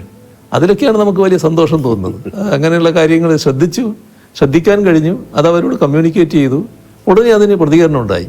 അതേപോലെ തന്നെ കാർഷിക രംഗം, ഇത് നമുക്ക് വലിയ ഭക്ഷ്യക്ഷാമം അനുഭവപ്പെട്ടു പോകുമെന്ന് ശങ്കിക്കണം. കാരണം കോവിഡ് എത്രയാണ് നീണ്ടു നിൽക്കാന്ന് അറിയില്ലായിരുന്നു. വല്ലാത്ത പ്രയാസം വന്നാൽ നമ്മൾ ഭക്ഷ്യക്ഷാമത്തിലേക്ക് പോകുമെന്നുള്ള ശങ്കയുണ്ട്. അതുകൊണ്ട് നിങ്ങൾ വീട്ടുപറമ്പിൽ ആവശ്യമായ കൃഷി ചെയ്യണമെന്നൊരു ദിവസം പറഞ്ഞു. അത് പറഞ്ഞ് കേൾക്കേണ്ട താമസം ചിലർ ഉടനെ മൺവെട്ടിയൊക്കെ എടുത്തിട്ട് കൃഷി ചെയ്യാൻ പുറപ്പെട്ടല്ലോ. അതൊക്കെ ഒരു നല്ല ആവേശകരമായ കാര്യമല്ലേ. അപ്പോൾ അന്നിങ്ങനെയുള്ള കാര്യങ്ങൾ ചെയ്യാൻ കഴിഞ്ഞു എന്നുള്ളത് തന്നെയാണ് ഒരു പ്രത്യേകതയായിട്ട് ഞാൻ കാണുന്നത്. എനിക്ക് ഫുട്ബോൾ വളരെ ഇഷ്ടമാണ്. സാറ് ചെറുപ്പകാലത്ത് ഫുട്ബോൾ കളിക്കുന്നു എന്നൊക്കെ പറഞ്ഞിരുന്നു. അങ്ങനെയൊക്കെ ഫുട്ബോൾ മാച്ച് ഇപ്പോൾ ഒരു വേൾഡ് കപ്പ് വരെയാണ്. അങ്ങ് കാണാറുണ്ടോ? അങ്ങേക്ക് പ്രത്യേക താല്പര്യമുള്ള ഏതെങ്കിലും കളിക്കാരുണ്ടോ? അത്യാവശ്യം ഞാൻ കാണാറുണ്ട്. അത്യാവശ്യം കാണാറുണ്ട്. ചില കളികൾ നല്ല നിലക്ക് കണ്ടിട്ടുണ്ട്. ഇപ്പം തുടങ്ങാൻ പോവാണ്. അതെ. പക്ഷേ ഇത് നമ്മുടെ സമയമായിട്ട് ഒത്തുവരാത്തത് കൊണ്ട് ജൂലൈയിലാണ്. അതെ, അല്ല സമയം ഒത്തുവരാറില്ല പലപ്പോഴും. അപ്പോൾ ഉറക്കൊഴിഞ്ഞ് കാണുക എന്നുള്ളത് ഇപ്പൊ ഞാൻ അങ്ങനെ മെനക്കെടാറില്ല. അല്ല, ഈ അർജന്റീന അല്ലെങ്കിൽ മെസ്സി അങ്ങനെ ആ സമയത്ത് അവരോടൊക്കെ ചായ്വ് കാട്ടിയ നേതാക്കളൊക്കെ ഉണ്ടായിരുന്നു. കൂട്ടത്തിൽ അങ്ങ് ഉണ്ടായിരുന്നോ എന്ന് എനിക്കറിയില്ല, അതുകൊണ്ട് ചോദിച്ചാണ്. അല്ല, അവരൊക്കെ നല്ല കളിക്കാരായിട്ട് തന്നെ കാണുകയാണ്. അതിന്റെ ഭാഗമായിട്ട് ചിലർ അവരെ ജയിക്കാൻ പാടുന്ന നിലയെ എടുക്കാറുണ്ട്. അങ്ങനെ ഒരു നില ഞാൻ എടുക്കാറില്ല. പക്ഷെ അവരെയൊക്കെ നല്ല കളിക്കാരായിട്ട് തന്നെ കാണുകയാണ്. എപ്പോഴും അങ്ങ് ഊർജ്ജസ്വലനായിട്ടാണ് ഞാൻ കണ്ടിട്ടുള്ളത്. ഇത് വളരെ പ്രധാനപ്പെട്ട ഒരു കാര്യമാണ്. ആരോഗ്യ സംരക്ഷണത്തിന് അങ്ങ് പുലർത്തുന്ന എന്തെങ്കിലും പ്രത്യേക ശീലങ്ങളുണ്ടോ? അതൊക്കെ ഞങ്ങൾക്കറിയാൻ താല്പര്യമുണ്ട്. അതിൽ സാധാരണ എൻ്റേതായൊരു മിനിമം വ്യായാമം രാവിലെ ഞാൻ ചെയ്യും, ചെറിയ തോതിൽ. അത് കഴിഞ്ഞാൽ പിന്നെ ഭക്ഷണക്രമം, നേരത്തെ ധാരാളം ഭക്ഷണം കഴിക്കുമായിരുന്നു. ഇപ്പം അതിനൊരു ക്രമം പാലിച്ചിട്ടുണ്ട്. ആ ക്രമം തുറന്നു പോവുകയാണ്. വലിയ തോതിൽ ഭക്ഷണം കഴിക്കാത്ത ഒരു രീതിയാണ് ഇപ്പോൾ സ്വീകരിക്കുന്നത്. അത് നല്ല നിലക്ക് തുടരാൻ പറ്റുന്നുണ്ട് എന്നാണ് തോന്നുന്നത്. നമ്മൾ അധിക ഭക്ഷണം കഴിക്കുമ്പോൾ അധിക ഭക്ഷണം കഴിക്കണമെന്ന് സ്ഥിരമായിട്ട് തോന്നിക്കൊണ്ടിരിക്കും. അത് ക്രമീകരിച്ചാൽ പിന്നെ പ്രയാസമില്ല. അത്രയും ഭക്ഷണം മതി നമുക്ക് എന്നൊരു നില. അതിലിപ്പോൾ നല്ല സംതൃപ്തി തോന്നുന്നുണ്ട്. കഴിഞ്ഞ ദിവസം അങ്ങ് കുട്ടികളുമായിട്ട് നടത്തിയൊരു മുഖാമുഖം പരിപാടിയിൽ ഞാനത് കാണുകയുണ്ടായി. അങ്ങയുടെ കുട്ടിക്കാലത്തെ കഷ്ടപ്പാടുകളെ കുറിച്ചൊക്കെ പറഞ്ഞു. ആ അനുഭവം പിണറായി വിജയൻ എന്ന വ്യക്തിയെയും രാഷ്ട്രീയ പ്രവർത്തനയെയും രൂപീകരിക്കുന്നതിൽ സഹായിച്ചിട്ടുണ്ടോ? ഉണ്ടെങ്കിൽ അതെങ്ങനെയാണ്?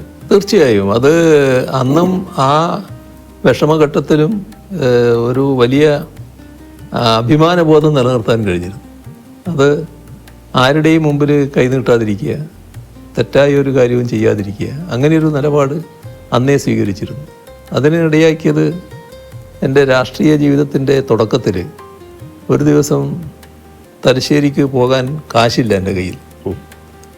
അപ്പോൾ ഒരാൾ കയ്യിൽ നിന്ന് വായ്പ വാങ്ങി. അപ്പോൾ തലശ്ശേരി എത്തി വർത്തമാനം പറയുമ്പോൾ ഞാൻ പറഞ്ഞു, ഇങ്ങനെ 25 പൈസ വായ്പ വാങ്ങിയിട്ടാണ് വന്നിരുന്നു. അപ്പോൾ എന്നെ ഇഷ്ടപ്പെടുന്ന അന്നത്തെ ഒരു പാർട്ടി നേതാവുണ്ട്, അരിയാക്കണ്ടി അച്ഛൻ എന്നിട്ട്. അപ്പോൾ അയാൾ കേട്ടപ്പോൾ തന്നെ ഒരു ആട്ട ആദ്യം തന്ന്, നിനക്ക് എവിടുന്നടാ പൈസ തിരിച്ചു കൊടുക്കാൻ പറ്റും? നീ മേലിൽ ഒരാളെടുക്കൊന്നും വായ്പ വാങ്ങരുത് കേട്ടോ. എനിക്ക് തലശ്ശേരി പോകണമെങ്കിൽ എനിക്ക് തലശ്ശേരി പോകണം, ഇത്ര പൈസ വേണമെന്ന് പറഞ്ഞിട്ട് ആ പൈസ വാങ്ങുക. അതിനപ്പുറം വാങ്ങണ്ട. ആ പൈസയും കൊണ്ട് ടിക്കറ്റ് എടുത്തിരിക്കും പോരുക എന്നല്ലാതെ നീ വായ്പ വാങ്ങാൻ പാടില്ല ആരോടുക്കും. അത് എനിക്ക് വലിയൊരു പാടായി. പിന്നീട് ഒരു വായ്പയും ആരുടെക്കൊന്നും വാങ്ങേണ്ടി വന്നിട്ടില്ല. അത് പിന്നെ എന്താണോ ആവശ്യം, പാർട്ടിയുടെ ആവശ്യത്തിന് പോവുകയാണ്. അപ്പോൾ നമ്മുടെ കയ്യിൽ പൈസയില്ല, അത് ആ ആവശ്യം പറഞ്ഞിട്ട് പൈസ വാങ്ങുന്നതിൽ തെറ്റില്ല. അതിന് മാത്രം അത് നിറവേറ്റുക. ആ നിലയാണ് പിന്നീട് സ്വീകരിച്ചു വന്നത്. ചില കാര്യങ്ങൾ, ഇത്തരം ചില ചെറിയ ചെറിയ കാര്യങ്ങളിലൂടെ നമുക്കൊരു വലിയ പാഠമായിട്ട് മാറും. അതാണ് വന്ന് മാറിയത്. രാഷ്ട്രീയം കഴിഞ്ഞാൽ അങ്ങേക്ക് ഇഷ്ടമുള്ള മേഖലകൾ ഏതൊക്കെയാണ്? രാഷ്ട്രീയമാണല്ലോ ഫുള്ള്. അതേസമയം പിന്നെ മറ്റ് കലാപരിപാടികളൊക്കെ കാണുന്നതിന് എനിക്ക് വേറെ പ്രശ്നമൊന്നുമില്ല. അതൊക്കെ ഞാൻ സാധാരണ കാണാറുണ്ട്, നല്ല രീതിയിൽ ആസ്വദിക്കാറുണ്ട്. പിണറായിയിൽ ജനിച്ച വിജയൻ സഖാവ് എന്നല്ലാതെ വീട്ടുകാരും ബന്ധുക്കളും മാത്രം വിളിക്കുന്ന എന്തെങ്കിലും വിളിപ്പേര് ഉണ്ടായിരുന്നോ? ഇല്ല, നേരത്തെ ഇല്ല. പക്ഷെ എനിക്കൊരു പേര് പിന്നെ എൻ്റെ ഒരു അധ്യാപകൻ ഇട്ടിരുന്നു. അന്നത്തെ അധ്യാപകർ വളരെ പ്രത്യേകതയാണല്ലോ, കുട്ടികളെ വല്ലാതെ ഉൾക്കൊള്ളുന്നവരാണ്. അതെ, അല്ല ഇന്നും അധ്യാപകർ അങ്ങനെ തന്നെ. അപ്പോൾ അദ്ദേഹം ഇട്ട പേര് മുഖ്യസ്ഥൻ. അത് ശരി. അപ്പോൾ അതൊരു തിരിപ്പേരായിട്ട് ചിലർ വിളിക്കുമായിരുന്നു, മുഖ്യസ്ഥൻ എന്ന് വിളിക്കുമായിരുന്നു. ഇപ്പം സ്കൂൾ കാലത്തെ കുറിച്ച് പറഞ്ഞുകൊണ്ട് ചോദിക്കുകയാണ്, പിണറായിയിലെ വീട്ടുമുറ്റത്ത് ഓടിക്കളിച്ചിരുന്ന വിജയൻ എന്ന ബാലന് മുഖ്യമന്ത്രി കസേരയിലിരുന്ന് തിരിഞ്ഞു നോക്കുമ്പോൾ എന്ത് തോന്നുന്നു? അതിൻ്റെ ഒരു ഭാഗമാണ് ഞാൻ നേരത്തെ പറഞ്ഞത്. നമ്മളൊരു വളരെ സാധാരണക്കാരനായിട്ടുള്ള ഒരു മനുഷ്യൻ, ഇപ്പോഴും ഗ്രാമീണമായിട്ടുള്ള പല സ്വഭാവങ്ങളും വെച്ച് പുലർത്തുന്ന ഒരാൾ, അതിൻ്റെ എല്ലാ പരിമിതികളോടും കൂടി ഇത്രയും ഉന്നതമായ സ്ഥാനത്ത് എത്താൻ കഴിഞ്ഞത് അത് എൻ്റെ പാർട്ടിയുടെ പിന്തുണ കൊണ്ടാണ്. പാർട്ടിയാണ് എന്നിൽ മുഴുവൻ വിശ്വാസം അർപ്പിച്ചിട്ടുള്ളത്. അതിൻ്റെ ഭാഗമായിട്ടാണ് ഇതെല്ലാം ആയി മാറാൻ എനിക്ക് കഴിഞ്ഞിട്ടുള്ളത്. ഈ ഉന്നതമായ സ്ഥാനം വഹിക്കാൻ പ്രാപ്തനാണോ ഞാൻ എന്നത് എല്ലാ ഘട്ടത്തിലും ഞാൻ ആലോചിച്ചു കൊണ്ടിരിക്കുന്ന കാര്യമാണ്. പക്ഷേ നിർവഹിക്കാൻ കഴിയുന്നുണ്ടെന്നാണ് മറ്റുള്ളവരൊക്കെ പറയുന്നത്. ആ നിലക്ക് നിർവഹിക്കുക. അപ്പം നമുക്ക് ഈ സംഭാഷണം അവസാനിപ്പിക്കാനുള്ള സമയമായി. എനിക്കും ഒരു പാട്ടിനെ കുറിച്ച് പാടുന്നതിന് മുമ്പ് എനിക്കൊരു വലിയൊരാളെ കുറിച്ച് പറയാനുണ്ട്. റോബിൻ. ഞാൻ അങ്ങയുടെ വീട്ടിൽ വന്നപ്പോൾ കണ്ടതാണ്. അങ്ങേക്ക് റോബിൻ എന്ന വളർത്തുനായോടുള്ള സ്നേഹവും കരുതലും. അങ്ങ് ഭക്ഷണം കഴിച്ചിട്ട് റോബിന് അങ്ങേ കൈകൊണ്ട് തന്നെ കൊടുക്കുന്നത് ഞാൻ കണ്ടിട്ടുണ്ട്. അങ്ങയുടെ ഈ മുഖം അധികം ആർക്കും അറിവുള്ളത് ആണെന്ന് എനിക്ക് തോന്നുന്നില്ല.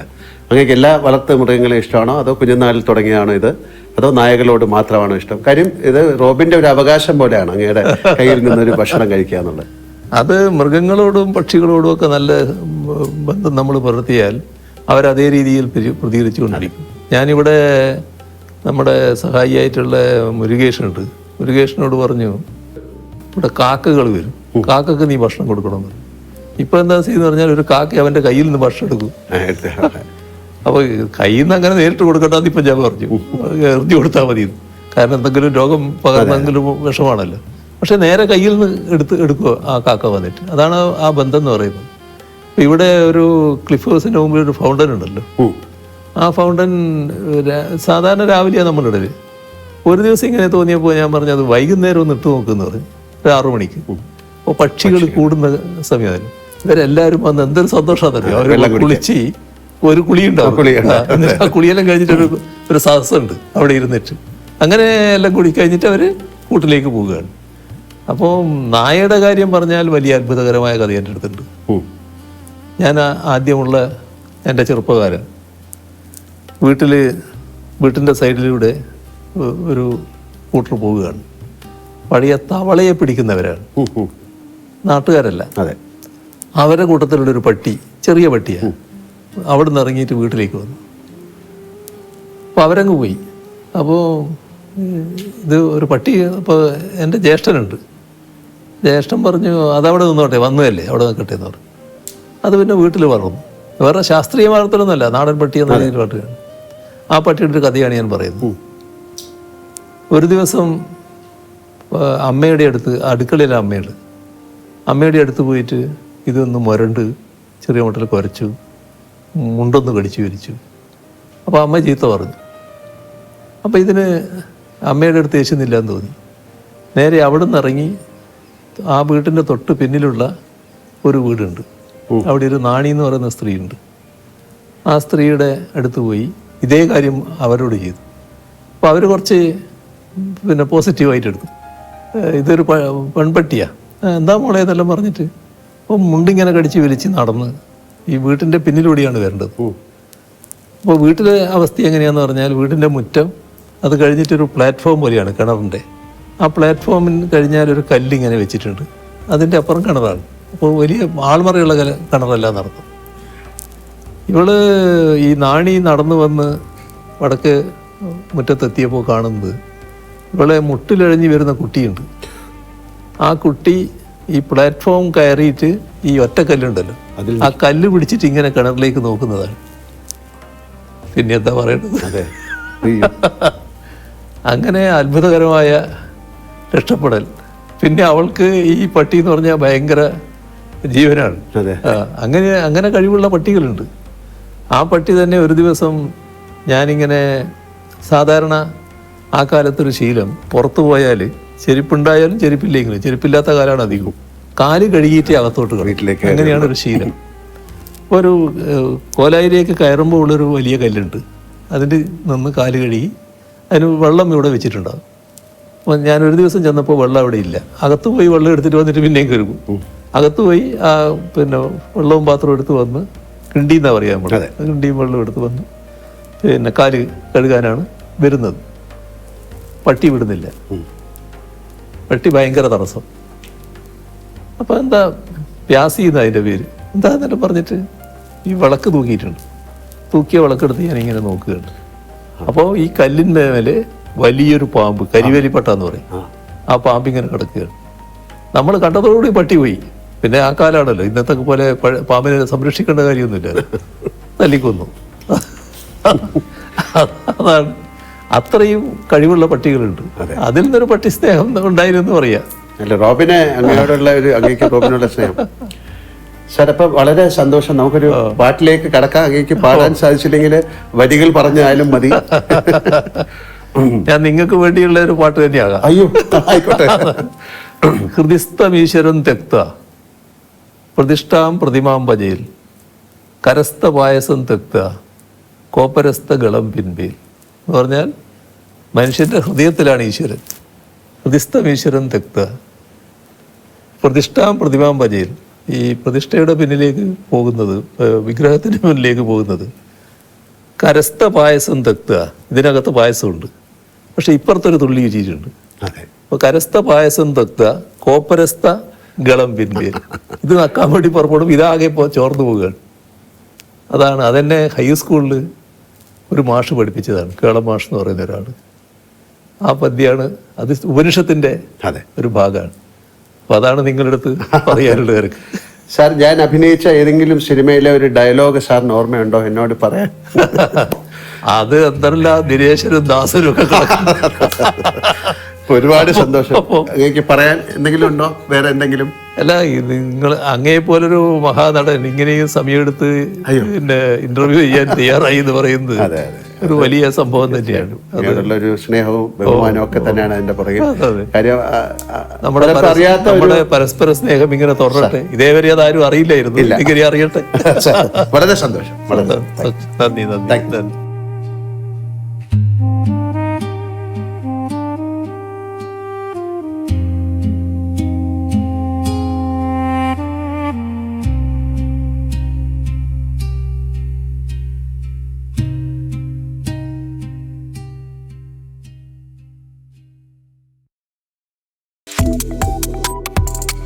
Subscribe to One India and never miss an update.